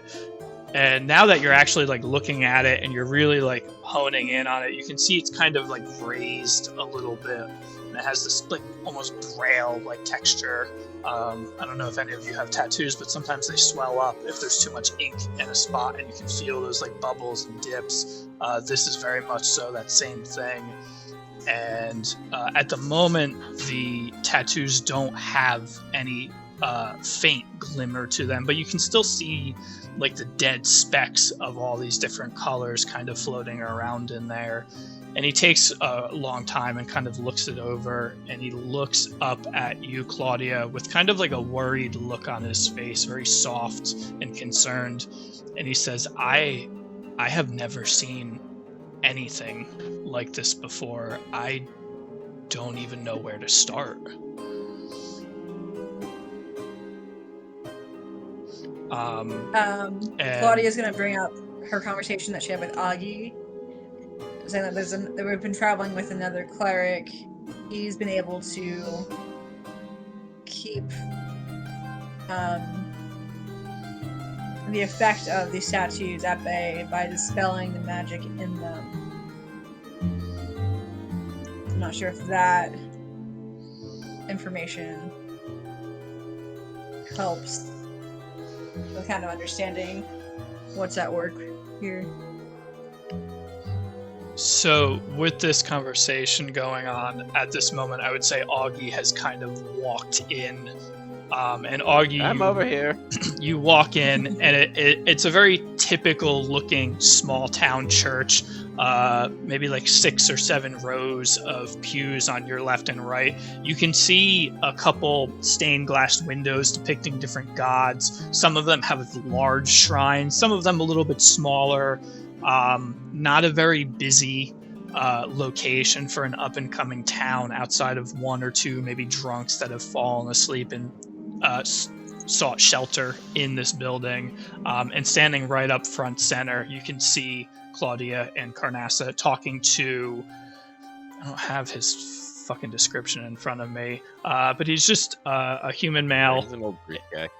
He relatively young, actually, in his like 30s, I would say. He has a very basic brown cloak on, and you can see them conversing, and you've approached. And he looks at Claudia and he says, "My name is Abel." I'm slowly and deliberately walking down the aisle. He's just staring at you, Taking my waiting time. slowly. I'll get there when I get there. So while he's Can waiting for you to help this approach, young lady? Claudia says that you used a dispel magic to keep her condition at bay. Yeah, it's been working so far. We were looking for something more permanent. I will have to do some research. I don't know if I have anything more powerful than that. But if you want to keep her here for the time being, he's now kind of looking at you, Claudia. If you want to keep her here, I can keep an eye on her. I can keep the ailment at bay. Fortunately, I do know that I do have that ability to keep the magic dispelled, although not permanent. That's basic cleric shit. Sorry, can't hold my tongue. Classic boomer looking down on the young whippersnappers. What did you call me? I'm multi-classed. I don't have higher level spells. I cast the spell at level 10. Shut up, Ben. You're not in this session. But so I can keep an eye on her, and I can keep this magic at bay until we find a permanent solution. Claudia's just gonna look at Carnassa and just say, I'm not gonna force you to do anything or stay anywhere, but I think this is just what's safest for you and what's safest. Recovery for this starts community. with you. You have to want it. Because I think if we don't do this, we're gonna end up on the other side of a battlefield, and I don't want that again. Or we're gonna end up on opposite sides of a battlefield, and I don't want that again. You see her kind of looking around, like weighing her options, and she says, I spent so long thinking that you were dead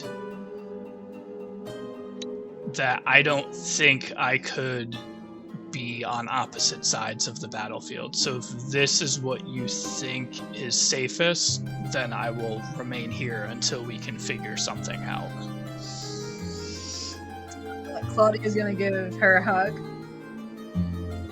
and then she's also going to give Abel like 100 gold, just for food and like shelter, for keeping her like fed and giving her shelter. He bows as he takes the money. He's like, "You don't have to do this."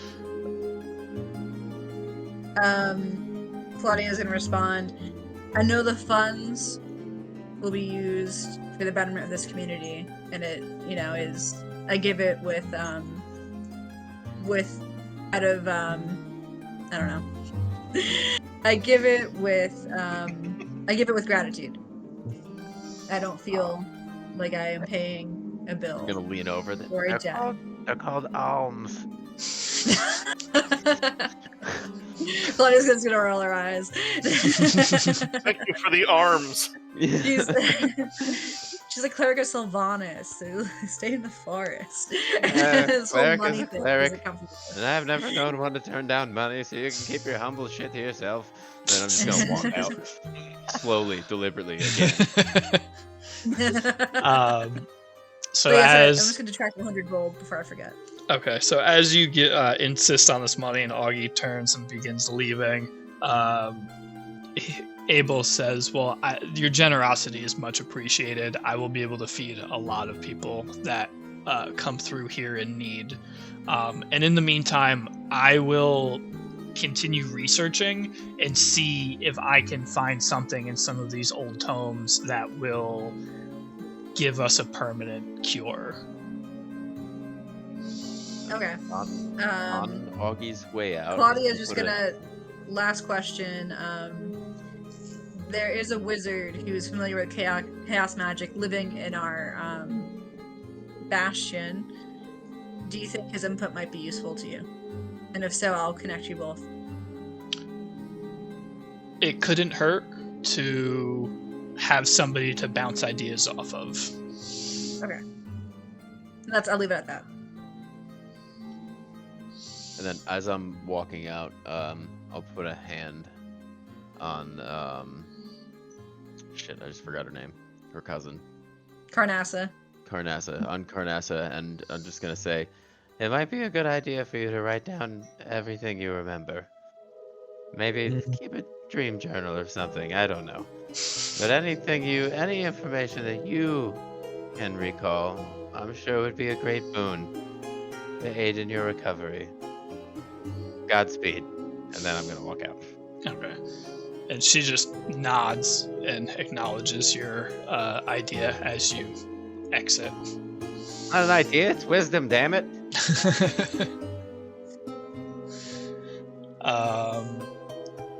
All right, that leads us to a Zip. Is there anything in particular that you're doing while all this is going on?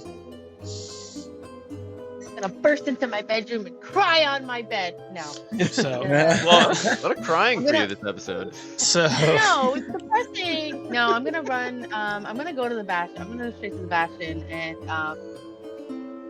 oh god, what's her name? So Not Wonder. as you approach your bastion, Oh no. you see no, relax. Is there more straw dolls? There's an explosion. Another straw doll. You see one of the hirelings, Q, the large orc, outside, kind of just tending to some of the flowers and stuff that are kind of outside. And as you come up on your frog and hop off, she takes it by the leash and leads it around into kind of that open fenced-in area, because, like I said, it's like an L shape. So that spot in between the L is like fenced in, where you can keep all of your petting zoo things. Petting zoo animals. And as you do this trade-off and you enter the bastion, like I said, you enter the hallway. To the right is the stairs to go up to where all the bedrooms are located. It's very noisy in here at the moment because they're still in the midst of building your arcane study, as well as Bernier's workspace. I forget the proper title off the top of my head. Workshop, whatever. Workshop, yeah. So those additions are still being kind of built on the exterior of the building. So it is a little noisy. You can see the 12 various halflings kind of climbing around outside and doing all of that labor. When you burst into the door to your left, where the parlor is, the open archway to enter, now fully stocked with liquor, you see sitting there. I will say too, when you did the trade-off for the frog, you saw Bin's frog already in that closed off area, and when you walk in and you take a look into the parlor room, you can see that Payson and Bin are sitting down having a conversation that's currently kind of muffled by the loud construction noises going on. I'm gonna walk up to them. And I'm assuming they're sitting down at some table. Yeah, they're just sitting down. Payson is sitting at a desk, kind of. He has a notebook in front of him, and it looks like he was taking notes. The notebook at this point has been closed, and Ben is just sitting on one of the various chairs. And yeah. I'm gonna walk up to Ben. I'm gonna dingle one of his bells to get his attention. Okay. I was gonna say Ben was probably in mid-sentence with Payson and then stopped talking when a Zip burst in. Damn it. I'm upset that he won't talk to me. I'm gonna look at him and be like, where have you been? Question mark. Ben doesn't answer, but he sees you're distressed. Ben, give me an insight check. Insight. Let's see. First roll of the day. Does Ben know sign language? No, I'd say no. An 8. With an 8, you do not notice whether or not she is distressed. You okay. can't tell if she's distressed or just mad that you bailed. You can tell she's there's an emotion there, but until she says anything, you can't differentiate them in any way. So yeah, Ben's a wall. He just kind of sees that something is going on. He's just a mask. Oh. Well, I keep doing that. I'm like, he makes a face. I'm like, wait.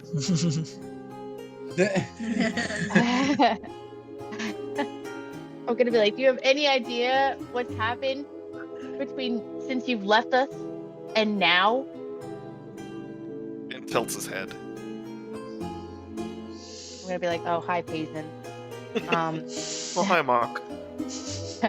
Oh, hi, Mark. I'm gonna. So Ben's just flat faced, nothing, no response. He has a mask on, so yeah. I was like, I don't want to be the bearer of bad news, but our friend, Doctor.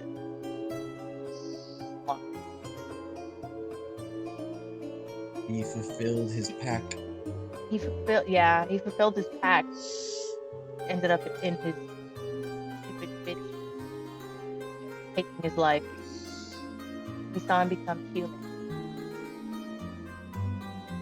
Deadly. I'd say you hear very quietly under his breath, Ben says, "What?" Brick goes, what? What? Yeah, Dachshund is gone. Here. Having to relive that moment. Ben doesn't answer for a second, but he does take the dancing sword off his back, and he looks at it for a second. Because Goxen had trained him how to use it. And very quietly, he says, what happened? Well, like I said, he fulfilled his pact with that dumb broad, and he took his life. But in turn, she turned him into some human. And he finally got freed. He got freed into his human form, and he's gone with us. And we buried him with some flower titties on top of his grave. I'll give Ben basically a basic record. Yeah, no, Ben hears flower titties and just doesn't answer. And he's like, oh. Ben doesn't answer for a long time. He just kind of is staring down at the sword.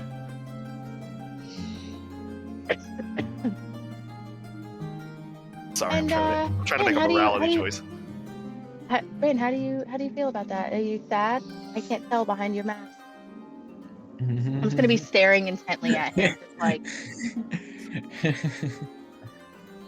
staring at Sorry, him. I know I'm making a morality choice. 1 second, I'm like trying to think. I'll give you a moment while you think.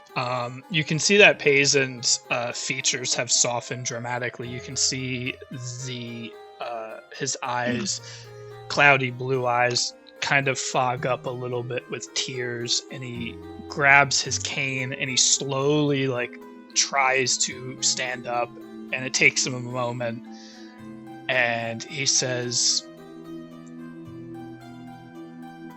"What you say is true? Goxen is gone?" Yeah. And you see kind of at that, he turns back and he stares for a moment at the book that was on the table that's now closed, and he just stares at it for a moment and you see his knees begin to shake a little bit, and he sits back down and he kind of just stares at the ground for a moment. You can see his eyes kind of darting around the room. He's searching around in his mind for something.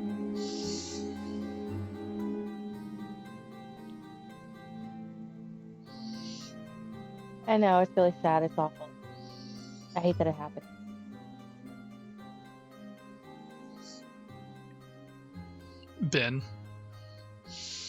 Ben will turn to Paysen, and he says, "Did you know about this? The pact?" You see him let out a sigh, and he looks at you and he shakes his head. He's like,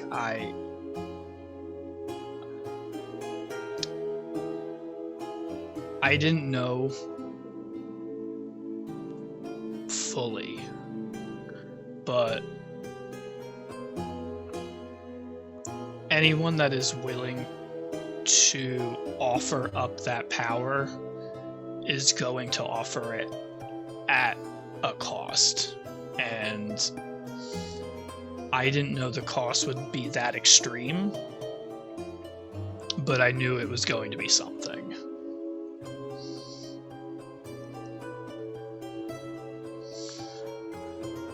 Ben will slowly stand up,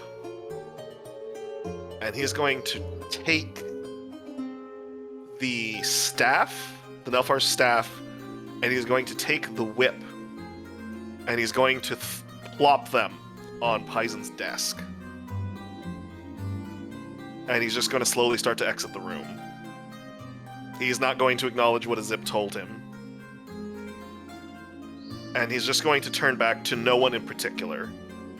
And he's just, I think, well, I was going to say, he's going to kind of mutter under his breath, "This is an inconvenience." And exit the building. While you're exiting, I'm just gonna snap it. Like, are you saying that out loud, or like just to yourself? I think he just kind of said it quietly out loud. Well, while you're exiting, I'm gonna be like, an inconvenience. And then I'm gonna just shoot a look at Paizen, like. Paizen just kind of still taking in the information. He looks at his and he just kind of shrugs, and he says, "That one is troubled. He'll come back if he wants to. Just let him go." Okay. Am I losing 2 friends today? Gonna sit there like this. Paizen slowly gets up and he shuffles over and he pours some brown liquor in a small glass and kind of shuffles back and hands it to you. And he puts a very reassuring hand on your shoulder. His old, faded scales, kind of rough. You can feel them through the shirt. And he just mumbles, "You never get used to it. You never get used to it." And then he kind of shuffles back and he sits back down at that desk and he opens up the notebook and he begins kind of just writing in it and doing what he was doing previously. Azip is gonna fold her arms and smash her head on the table. Well, not smash. She's gonna lay her head on the table in her arms and she's gonna start crying. Stop. Just like, what the fuck? It's such a sad episode. I know, it's so sad. This sucks. God damn it, Jeremy. I feel so sad. Not just about Goxen, but like, what the fuck was that? I'm so sad. Like, Ben is just like not. What's going on with internal monologue? It's just like, what's going on with your DM speaking above table. As much as this is partly Jeremy's fault, it is also mostly my fault because that scene, I told Jeremy and I told Josh this, but that scene of him completing his pact and the dragon coming back and attacking him, I wrote that before I wrote anything for this campaign, and that was actually going to be the ending of the campaign. Oh, wow. And it's emotionally tearing me up. When he told me that he couldn't do this anymore, I told him I had an idea and to just trust me. And I told him that You blew him up. I told him I have a plan for you, Jeremy. Don't worry. I told him that my cue, the signal, was to donate all of your gold. And I was like, once you donate all of your gold, I'll take it from there. But outside of that, I didn't tell him what was going to happen. I just told him that was the cue. Like, let it rip. So no matter what he rolled, would he have he dead I mean, the longer he stayed, like, it would have just been this dragon Yeah. eventually killing him. Yeah. It's a ancient blue dragon, and you guys are level 7. It would have fucking decimated him. Even, you know what I mean? Like, it just was. Right. Yeah. Because originally, like, the idea was that you guys were going to be a much higher level, because it was going to be the end of the campaign. That was going to be like the big suspenseful moment of like, we beat the game or whatever, what's next? And then that was going to happen. It was kind of going to be this cliffhanger of like, he's human again, but does he have his powers? Because now he's got to fight his patron. So don't be mad at him, be mad at your He's either gonna DMs. fight the patron or bang her. So Yeah, I was keeping track of if he like failed, because if he succeeded throughout the whole campaign, I was gonna actually have her offer to him to like leave together, and they were just gonna fly off as dragons fucking in the wind or whatever the fuck they wanted to do. It's what I would have wanted. The golden ending. Yeah. But I still just can't. I can't picture that scene without picturing Watchmen with Dr. Manhattan and Rorschach. Do it. It's all I could picture. Damn. Just wave of the hand just gets obliterated. With Bin's exit of the Bastion, what is everyone doing? I'm trying to remember what time it would be. I just probably like we probably got there like a little bit like 2-3ish in the afternoon. Yeah, I would say with everything, it's probably pushing like 5 o'clock. Outside, you can see a crowd beginning to form around the entrance of the Rock and Gnome Tavern. The town kind of starting to bustle a little bit more as people kind of make their way around for food and all that good stuff. So, what are you guys doing? How many Bobby, days how has it many been? hours you want how me many at this blacksmith for? I would say another like hour or so, and you probably finish up for the day. I would say it probably wasn't the most productive because you rolled so low, so maybe you kind of hit a creative snag and decided to like end early or something like that. Okay. Do I have time to hit the potion shop or the market? Yeah, I would say so. Has it been like 2 days, 3 days since it's passed? How long do you think it's been since I've hired this?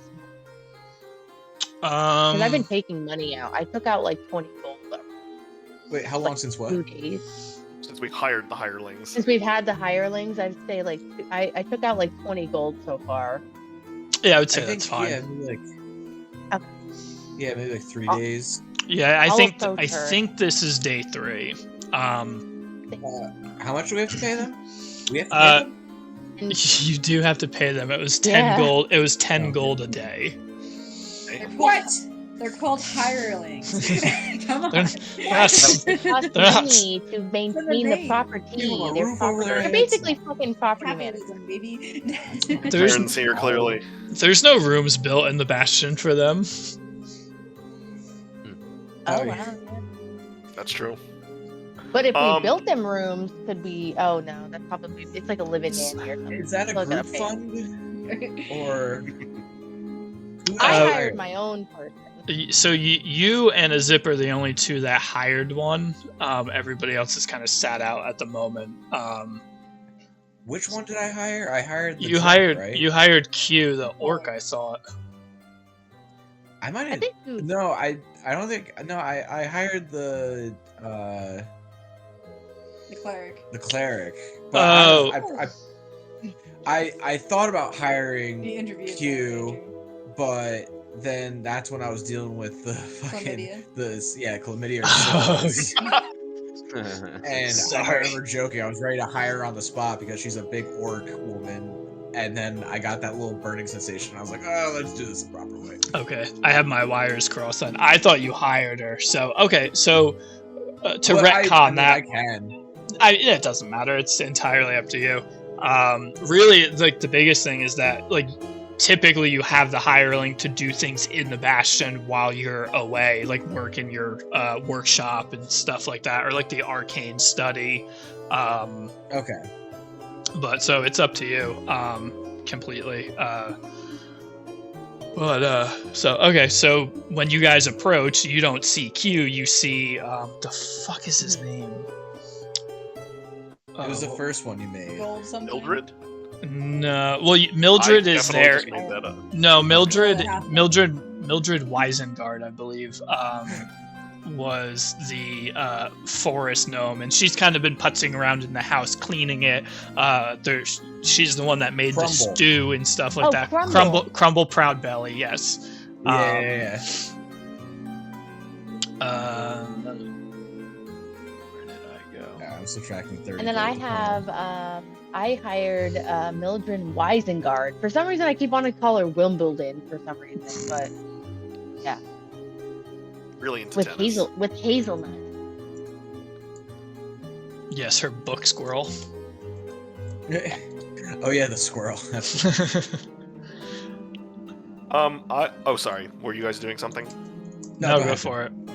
I would say that Ben, after walking out of the bastion, went to the tavern. And he got 2 mugs to go. I'll Okay. take a large. Oh no, it wasn't for you. I'll say Yeah. just Josh just deduct like 2 gold from your inventory that's fine. as you walk in. There's no music playing at the moment. You can see a couple elves kind of setting up their instruments on the small stage, and you walk in and you see the gnomes kind of hustling around, and you're able to get 2. There's no like to-go mugs, so you just leave with the like. I just take beers. the stickers with Yeah, me. you just take them with you. And Ben goes to the center of town with the square, kind of the. Whoopsie, I'm moving Augie. Ben is sitting in the square. I assume there's kind of like benches or something. here Yeah, somewhere. it's. So originally I had it as an idea, like eventually they're gonna like build like a memorial to all the people that died here when the town was cursed. Gotcha. So there are benches and stuff like that, and there's like a small field of wild flowers. The benches aligning the outside perimeter facing inward of the flowers. So Ben is on one of the benches, and he has the dancing blade next to him, and he has the mug next to the sword, and he's drinking the other one. And that's it. Okay. Jackson. So I would say, Bernier, as you leave the forge at the end of the day, you probably will see Ben sitting there alone, drinking with 2 beer mugs next to him. Okay. Yeah, I'll approach him, and I'll be like, "Is this beer taken?" Ben will not look up at you, but say yes. Okay. And yeah, he's like, figures. And I'll say, did you find what you needed with the staff? Ben is looking down at his mug, and he's kind of swirling it in his hands. And he says, "No." And he's looking down. He's not looking at you, and he just goes, "What happened?"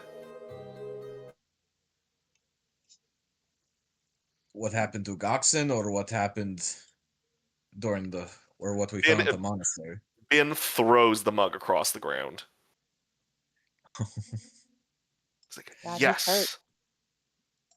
What happened?" Well, you disappeared. We went to the monastery, and it was too late. And I couldn't tell you what went through that man's head, but I think he was ready to let go and give in to the powers of his patron. I don't think it's something any of us did. I don't think it was anything personal. I think he just felt something deep down that this was the right thing to do. Whether or not it is, or it was, is not for me to tell. Ben takes the dancing blade and he tosses it. Like he kind of throws it into the center, and he's like, "Idiot!" He's kind of doing the thing where he's walking. He starts to pace, and he is talking at no one in particular and everyone. He says, "I told him that this would happen. He's going to ruin everything." Augie's gonna walk over and pick the sword up off the ground and just kind of look at it in his hands for a few seconds. Yeah, Brunier is a little taken aback by seeing this kind of flame come out of bin and nowhere. Well, and he'll say, anybody would know that taking a deal with an ancient dragon most of the time would not work out in the end. in this moment, I don't think the right thing to do is spit on his memory. You should take this and remember all the good. And I'm gonna hold the sword back out to him, hilt first. Ben will take the sword back, and he will take the unspilled mug, and he's gonna kind of swirl it in his hands. It's okay to be angry, but don't let that be all you are. Ben is swirling the mug, and he's kind of listening to Augie a little, and you can tell he's thinking something. I'm sorry, I'm deciding like how the best way to do it. Because now there's a bunch of people here, so Ben is less likely to talk now. Right. Brunier will say, I know you two did not always see eye to eye, but you should not let what could have been set you back. All you can do now is move forward and try to live and avenge him however you can. Remember what he taught you with this blade. Do not let it go to waste.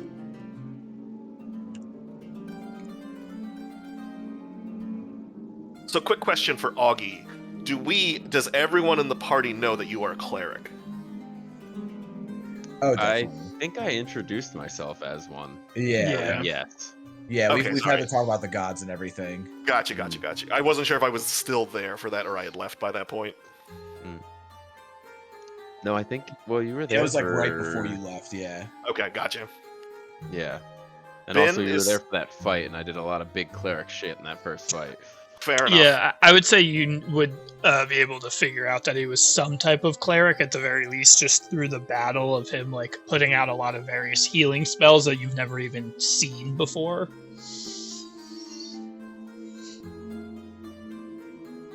What a perfect time for me to join back. Just saying. I know. Dude, Not to, Literally. I know. Sorry. not to I'm butt like, in, but It's almost perfect like timing. he's no, it's great. still with us. He's right here. I still hear his voice when the wind blows. I was betrayed. It wasn't on purpose. Ooh. Ben is going to take the tankard and basically pour one out for the homie. He's going to sit there and upend it and kind of pour it out on the steps. And he's done talking for now, but he's going to lock eyes with Brunier. And he stares at him for a second. And he says, I told you, you should never trust the divine. And he flips back to Augie. And it's like, some help your god was. And he storms off. Is he storming off? I didn't make some backwater pact with my god.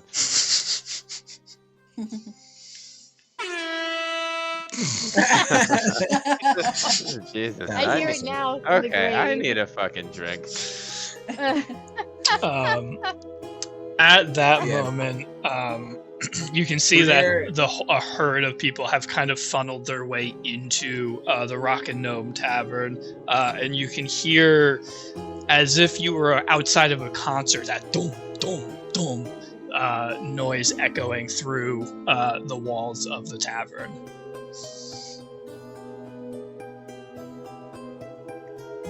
Do I still have time to stop at the potion shop?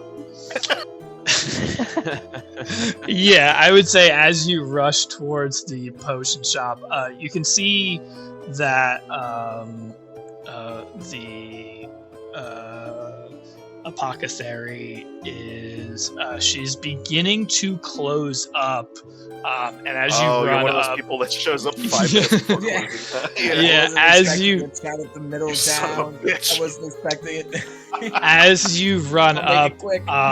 you can see there's a large window right next to the door, and you can see through the window this blue tiefling. She has dark purple hair, kind of like 2 ponytails out the side. She has these big wooden gauge, like crescent gauges. She has a crescent moon tattoo on one hand and a sun on the other. You can see her reaching out and like lick. She actually doesn't even lick her fingers. She's just putting out the candles and all the incense that are burning in that entrance window. And you, in like a frazzled rush, come flying in. The bell on the top hits like a huge jingle. And she kind of looks at you like wide-eyed in like this frazzled rush, and you can like see a little bit of annoyance. Yeah, okay, what do you need? And she kind of makes her way back over. And the smell in this room is the Renaissance Fair times 100. Like you just are hit with all of these intense, different aromas. Junior steps in and he already has like a minor headache. He's like, oh, all right, yeah, definitely make this quick. Go ahead. I wanted to know, I will take 2 potions of, just 2 regular potions of healing, and then I wanted to inquire about something called the potion of pugilism. How do you spell And I that? also Pugilism. Found it. And I was wondering if you had any and how much it cost. Really throwing some weird shit at me. She puts the was it just 1 potion of healing? 2 potions of healing. 2. All right, so she turns and she grabs 2 potions of healing off the rack behind her and places them on the ground. And I wish I had. I always forget to like start keeping track of all the prices because I feel like every time we do this it changes. The It's economy never is clear fucked. set online too. No. Yeah, it's so janky. It's because it depends on quest reward. It's usually based off rewards. Yeah. That's Yeah, why absolutely. Pathfinder's better. A potion is 2 copper, but you're like, I have to fucking translate that to gold every time. Right. Fuck. I thought I had it written down somewhere. I swear I started keeping track of it. I have Goxon's fucking notes. Don't need those anymore.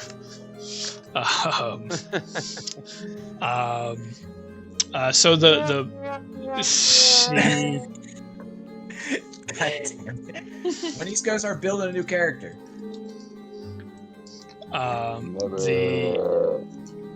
So the lesser potions of healing, we'll just say they're 25 gold apiece.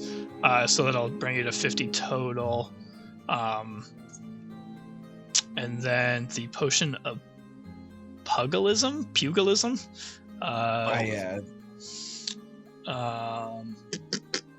She kind of like strokes her chin for a second. She starts looking around, and she kind of props herself below her desk and begins rummaging through. You can hear bottles kind of clanking together and stone grinding as it's moved across the wood. And then you hear, found it. And she pulls out this strange, like green, viscous looking liquid. And she goes, you can see like there's a little bit of dust, and she blows it off, and she kind of stares at it and she puts it down. She's like, not a very popular one. You can have it for, I'll give you a discount since you got the potions. We'll do 150 gold. Perfect, I'll take 1. And then do you have I'm looking for something that will increase my strength, like maybe a potion of Hill Giant or fire, even frost if you have it. I don't have. You can see her kind of looking around, up at like different herbs and strange flowers that are dried up, hanging from the ceiling. And she shakes her head. She's like, "I don't have anything like that. If you come back tomorrow, late afternoon, I'll spend the morning making them for you." How much do you think those will cost? That is fun fact. I was pushing it off to tomorrow, so I had time to Google while you guys fucked Bar Horse.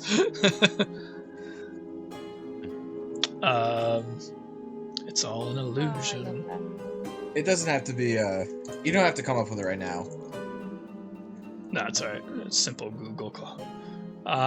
We'll say 300. We'll say 350. 350. 350. A little Perfect. 350. Insight And it check. was She's the 150. Loch Ness monster.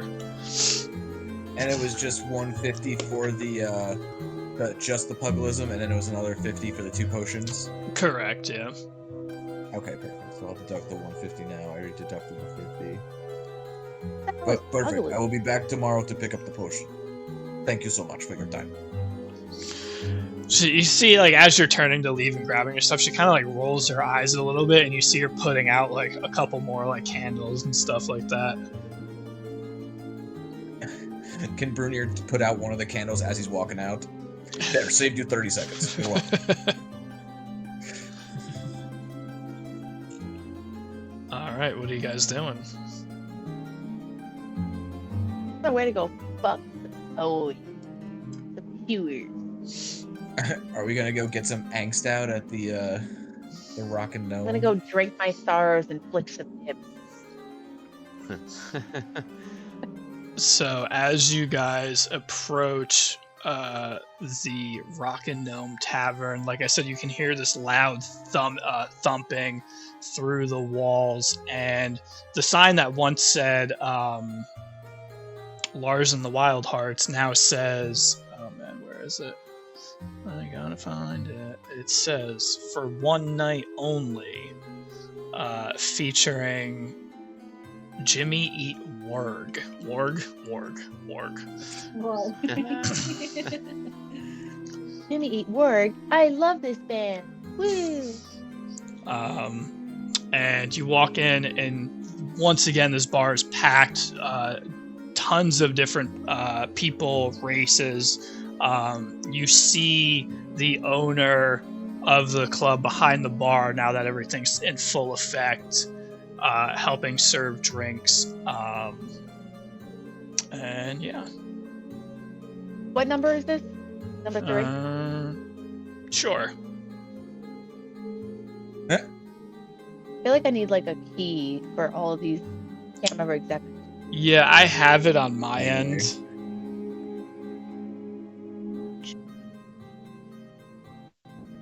And what time is this? Probably like 8 or 9-ish, probably. Yeah, I would say it's about 8 or 9 o'clock.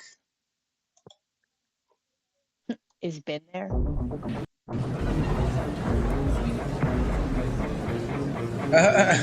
Whoopsie, sorry. Is this Josh? Is this you? No, this is on that app.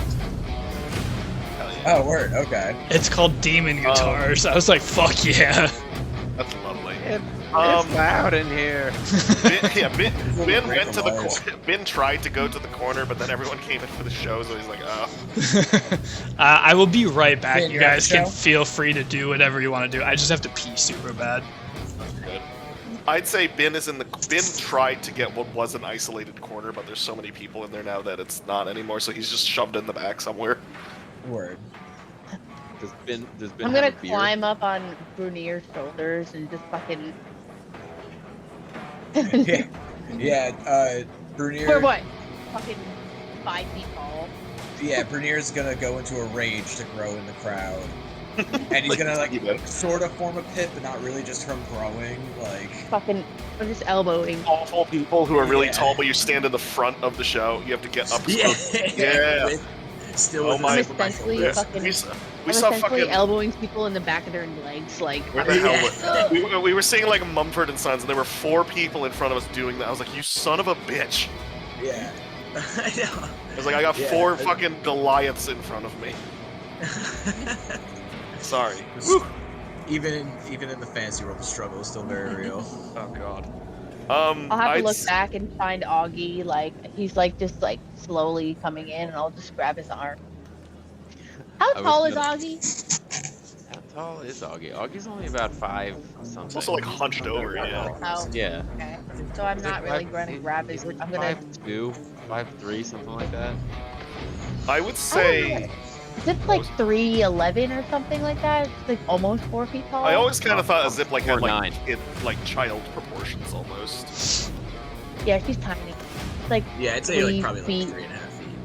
It's like the I- size of my legs. I don't even know how Yeah. tall that is. Like Yeah. it's like a yardstick. Augie's don't know. 4'9", but if he cranes his neck back up, he's over 5 feet. Hell yeah.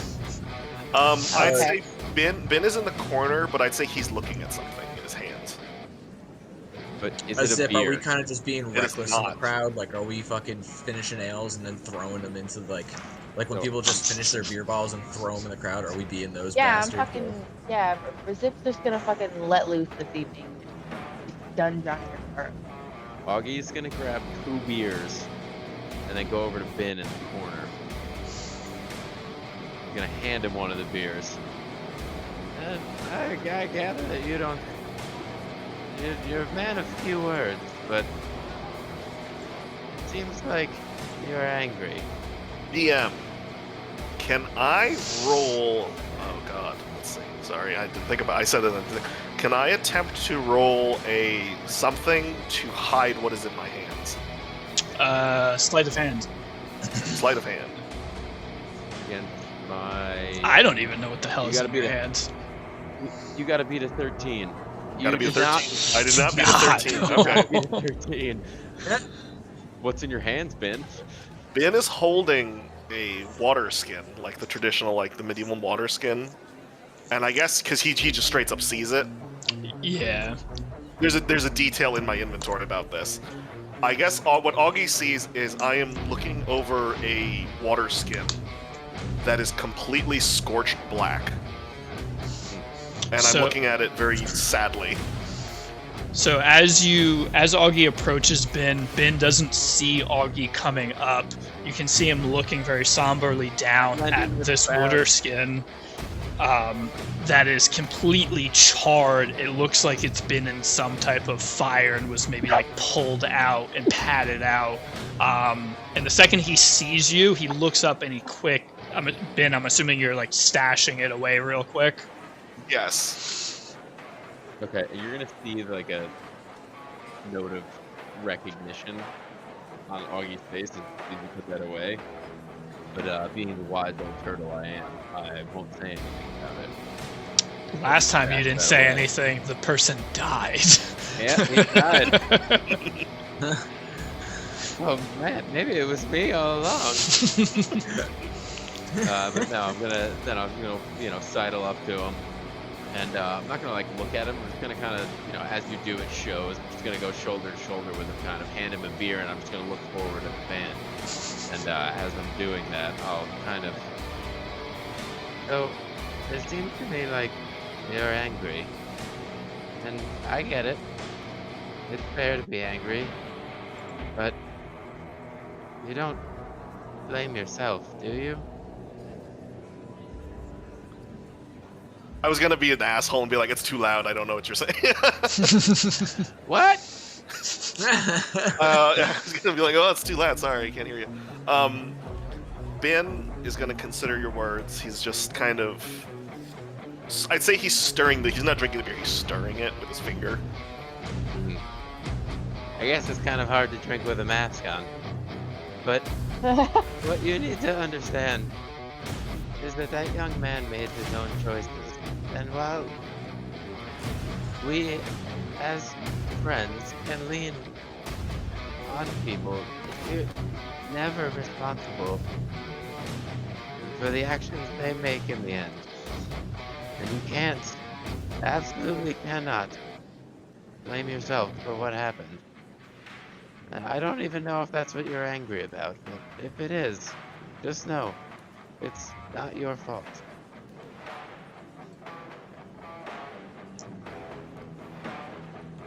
And then Augie's gonna take a sip of his beer, having said what he wanted to say, and then he's gonna push his way back into the crowd to leave Finn with that.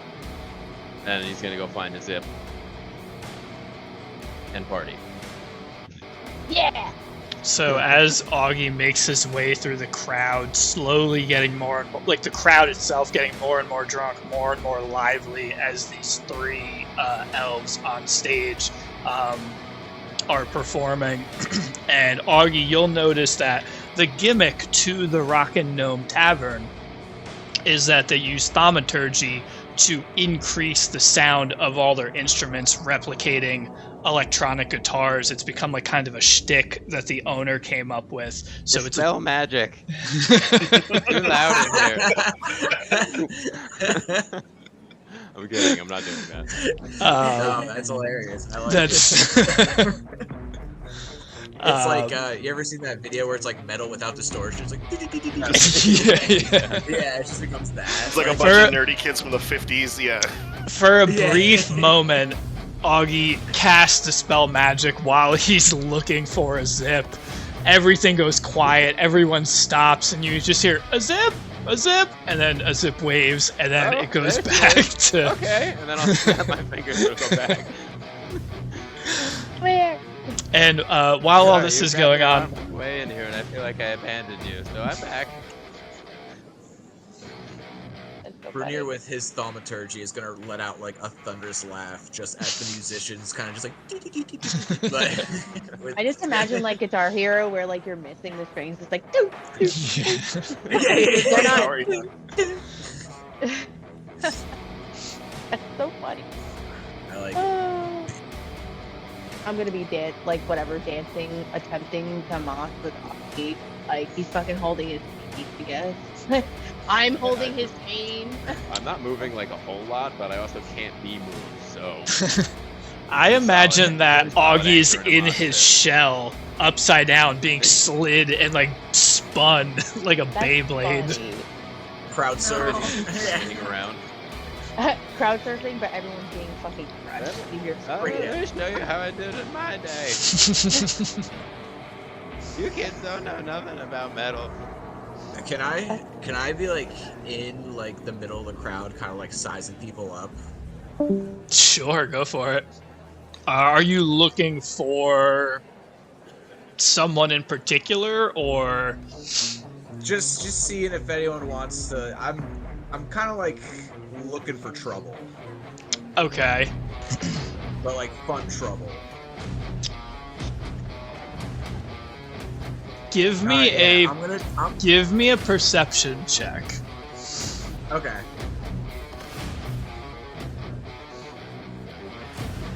Uh, 14. A 14.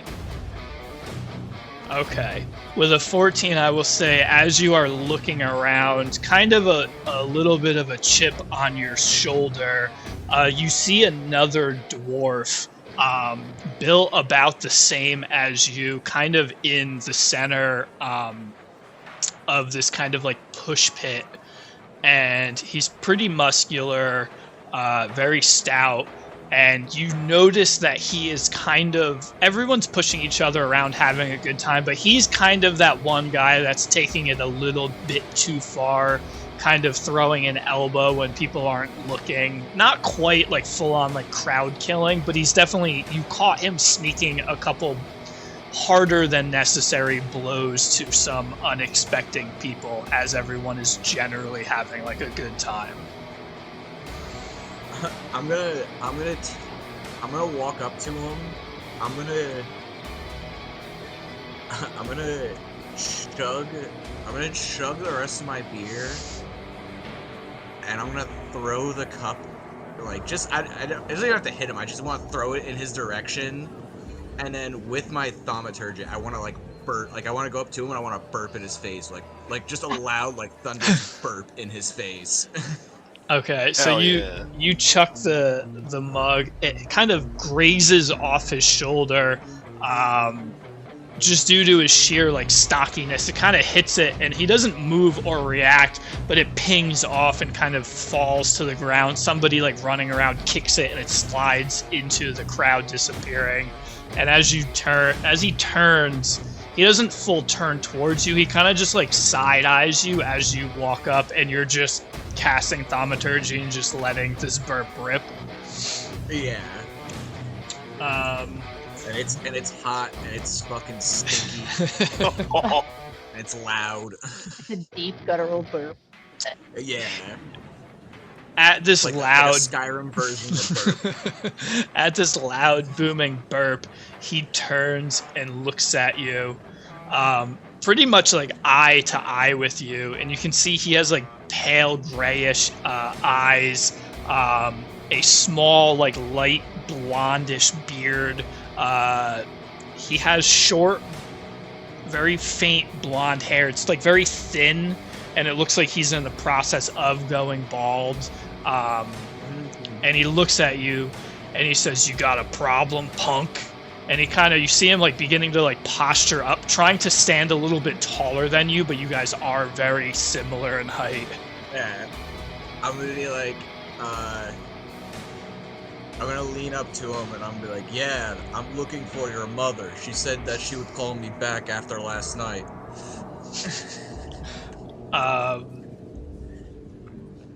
Trying to think. Sorry to put you on the spot right here. No, it's totally fine. I'm just trying to think, like, because you're not How would he respond intimidating to him, your you're mama? instigating him.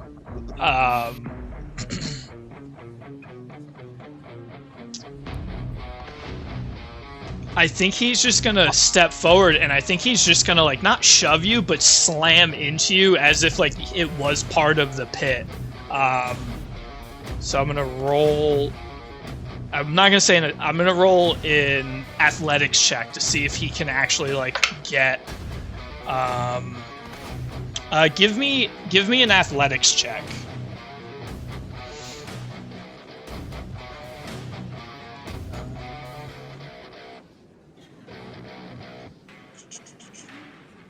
While this is happening, can I excitedly climb up Augie's back and like hold on to the back of his shell and like I don't know, I guess we're kind of eyes were near in this fucking guy and I'm just hovering over them just like, what's happening?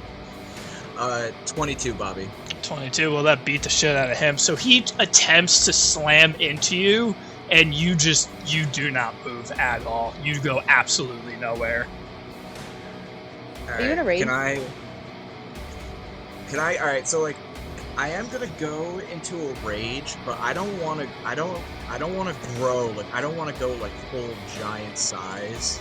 Like, Okay. I only want to go like maybe like a foot taller than him. Like just slightly looking down at him. Okay. And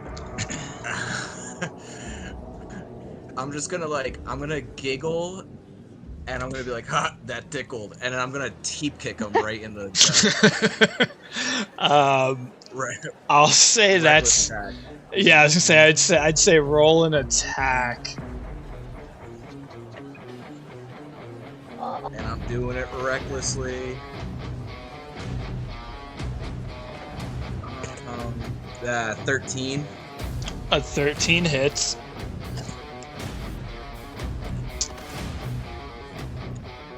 And that's 4 He's starting a bludgeoning. 4 bludgeoning damage. So you in this moment, kind of almost looking for a fight, the thought of Goxen and everything that you've been through, just this enormous weight on your shoulders, you begin to rage a little bit. You start letting go, and you grow a foot taller, and you just chuckle, and you tell him that tickled, and you step, and you're now larger foot meets the center of his chest, and he goes flying across the pit, feet extended up off the air. He slams into another person, kind of toppling them over, and that was 4 damage? Yeah, 4 bludgeoning. Okay. So he slowly gets up, wincing in major pain, and you can see blood has trickled out of his mouth, and he kind of wipes it. And he, I think, is going to just chuckle and say, "That tickled." And he's going to run and, like, kind of, like, jump in the air and, like, Superman punch you. Okay. And he's also going to do it recklessly, and that is... I'm gonna have my breastplate armor, so it lowers my AC a little bit. I feel like there's no reason to be wearing fucking heavy armor right now. Okay. Does a 14 hit? 14 just hits, yeah. Okay, so he stumbles through the pit, like, trying to get past people, and he dives up into the air and very clumsily hits you, and you take 4 bludgeoning damage as his fist connects straight with your jaw, and it kind of whips your head back a little bit, and he lands beside you and stands there. You can see now that he's closer, he's breathing heavy, and like I said, he's wiped like blood from his mouth. Perfect. And then that's 4, so that's 2 with the rage. With the rage, yeah, half, so 2, yeah. Awesome. I'm going to. Do you want to roll initiative? Just see who goes We'll just go back and forth. Back and forth. All right. Because can I use my extra attack in this moment or no? Go for it. Yeah. All right. Cool. Yeah. I'm just gonna. Wipe the blood away, and I'm just gonna mutter to myself like, "Now we're talking," and I'm just gonna come back with a 1-2. Okay. Oh, nat 20. Okay. So that's for the first attack.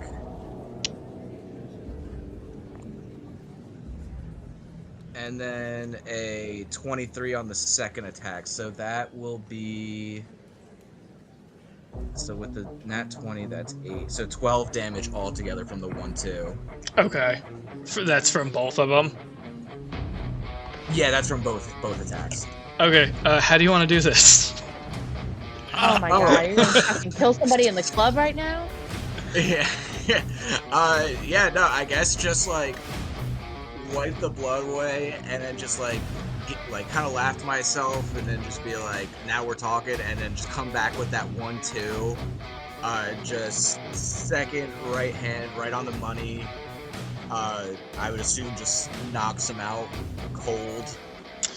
So your fist connects, you're just like, just punch down, just crashing into him. You can feel with a nat 20, as your fist connects with his jaw, you can feel, very similar to Jake Paul getting laid out, you can feel his jaw just begin to snap, and the teeth push in, and his neck snaps, and the moment it snaps, you see him just... Oh, okay. You see him wobble for a second, and he just goes down. He is just completely unconscious.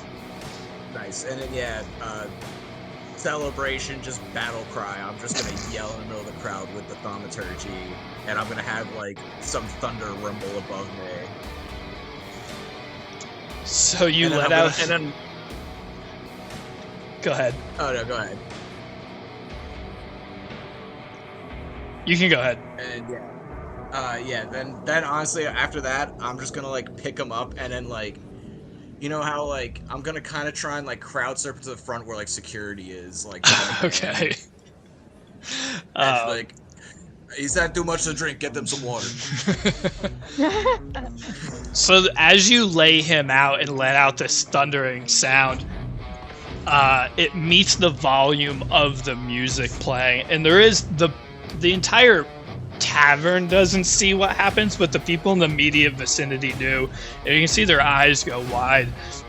And there's this moment of fear when you realize that you are like a trained warrior and you are surrounded by just regular people and you are way stronger than them. And you kind of chuckle it off and you tell them, oh, he's had too much to drink, and you heave him up onto the crowd. People kind of are a little confused, but they kind of go along with it. No one here in their right mind at that display is going to really contest it. And they just rush him off. You see somebody catch him near the stage, this large muscular guy, and he kind of like shakes him a little bit, and you see the guy like, you can see his eyes open, and you can see like already the side of his face connected with that nat 20 is beginning to swell up, and they kind of put him off and usher him out of the tavern. Oh yeah. Cool. And then I'm just gonna be like, who needs a drink? And then I'm just gonna get right back to it. I'm still on Augie's back. It's like, yay! I'm shaking Augie way too much for his old stature. I don't know if I'd be able to actually. I mean, maybe, because he's like, how much does he weigh? Like fucking 350,000 tons. That's big, heavy turtle guy. Yeah, you're definitely on a sturdy surface. And then also while I'm on Augie's back, I mean, what is that, like 5 feet? Yeah. I'm just gonna look around and I'm gonna like look for familiar faces like Babe or Claudia. Is Claudia here? That's a good question. Is Claudia here? Yeah, I've been thinking about that. I think spending time with her cousin makes her kind of want to like hiding that out and just kind of like run outside and be like wild. She hasn't been able to do that in a really long time, so that's what she and the Panther will do tonight. That's where she'd be most at home, I think. I just like the idea of everyone's in the bar, but Claudia and her cousin are just running through a field somewhere. Yeah. Is Claudia Luke or is? No, it was her and the creature. Right. The Panther. Yeah, the beast. Beast. So you're out kind of just like stalking the night with your beast. Is Carnassa with you or no? No, I think I'd be too worried about like potentially unleashing her on Olivan. Claudia would be like a bit nervous about that, so she would just kind of her and the beats like have like their night hiding out. She hasn't really been able to. She kind of misses that aspect of being part of her community. Everybody, like, going out under a moon, like, a bright moon. Night hunt. Yeah, just like kind of like everybody's been letting loose tonight. It's what she would need to let loose. Even me. Yeah. Everybody's grieving differently. Oh yeah. She's off over here. Claudia, I guess as I'm on Augie's back for mid. Claudia, Yes. as you run through the field surrounding Olivan, what is going through her mind as she kind of is alone in this moment in an unfamiliar area, but kind of like a familiar vibe in the sense that she is with her beast and kind of this getting in touch again with the wildlife and the solitude that comes with it? I think she's just thinking about the decisions she's made in the past few days and feeling some like weight about the monastery massacre and kind of like weighing like like wondering about how like she's maybe prolonged some like I don't know, just how her decisions have impacted those around her. Kind of just thinking about Goxon and his decisions and kind of like this fear of kind of ending up how he did by making the wrong decisions. It's kind of that's kind of like what's going through her head. Just trying to shake off like a sense of foreboding. So, with that, as most of the group lets loose in their own chaotic way at the tavern, a now staple in your Night's End. Claudia missing the action, kind of getting in touch with her own animalistic side for the first time in a while, weighing the dangers of choice. The night comes to a close. You guys make your way slowly back to the bastion. You make your way to your own separate rooms. Payson, as you guys enter, has passed out and is dead asleep at that desk that he was at when he was speaking with Azib. You could tell he fell asleep writing. As you guys all walk upstairs, you pass by Goxon's room. The door slightly ajar, and as you walk by, you can see these black curtains that darkened the room. And in the corner, you can see the newly built shrine to Lemire. Kind of just a weird thing to see at the end of the night. And with that, you make your way to your rooms. Augie, either having the choice of staying at the Bastion or staying at the local inn. That's entirely up to you. There's plenty of room for you to find a corner in the Bastion. Yeah, I'll do that. I'll stay in the Bastion with everybody. All right. We got plenty of liquor. We got plenty of food. You're more than welcome to stay. That was great. Thank you for having me. So I'll as just you curl up in the corner. as you guys bring the party back to the parlor and the night comes to a close, with the sunrise comes a lot of new questions and new decisions to make, and I think that is where we will end the session.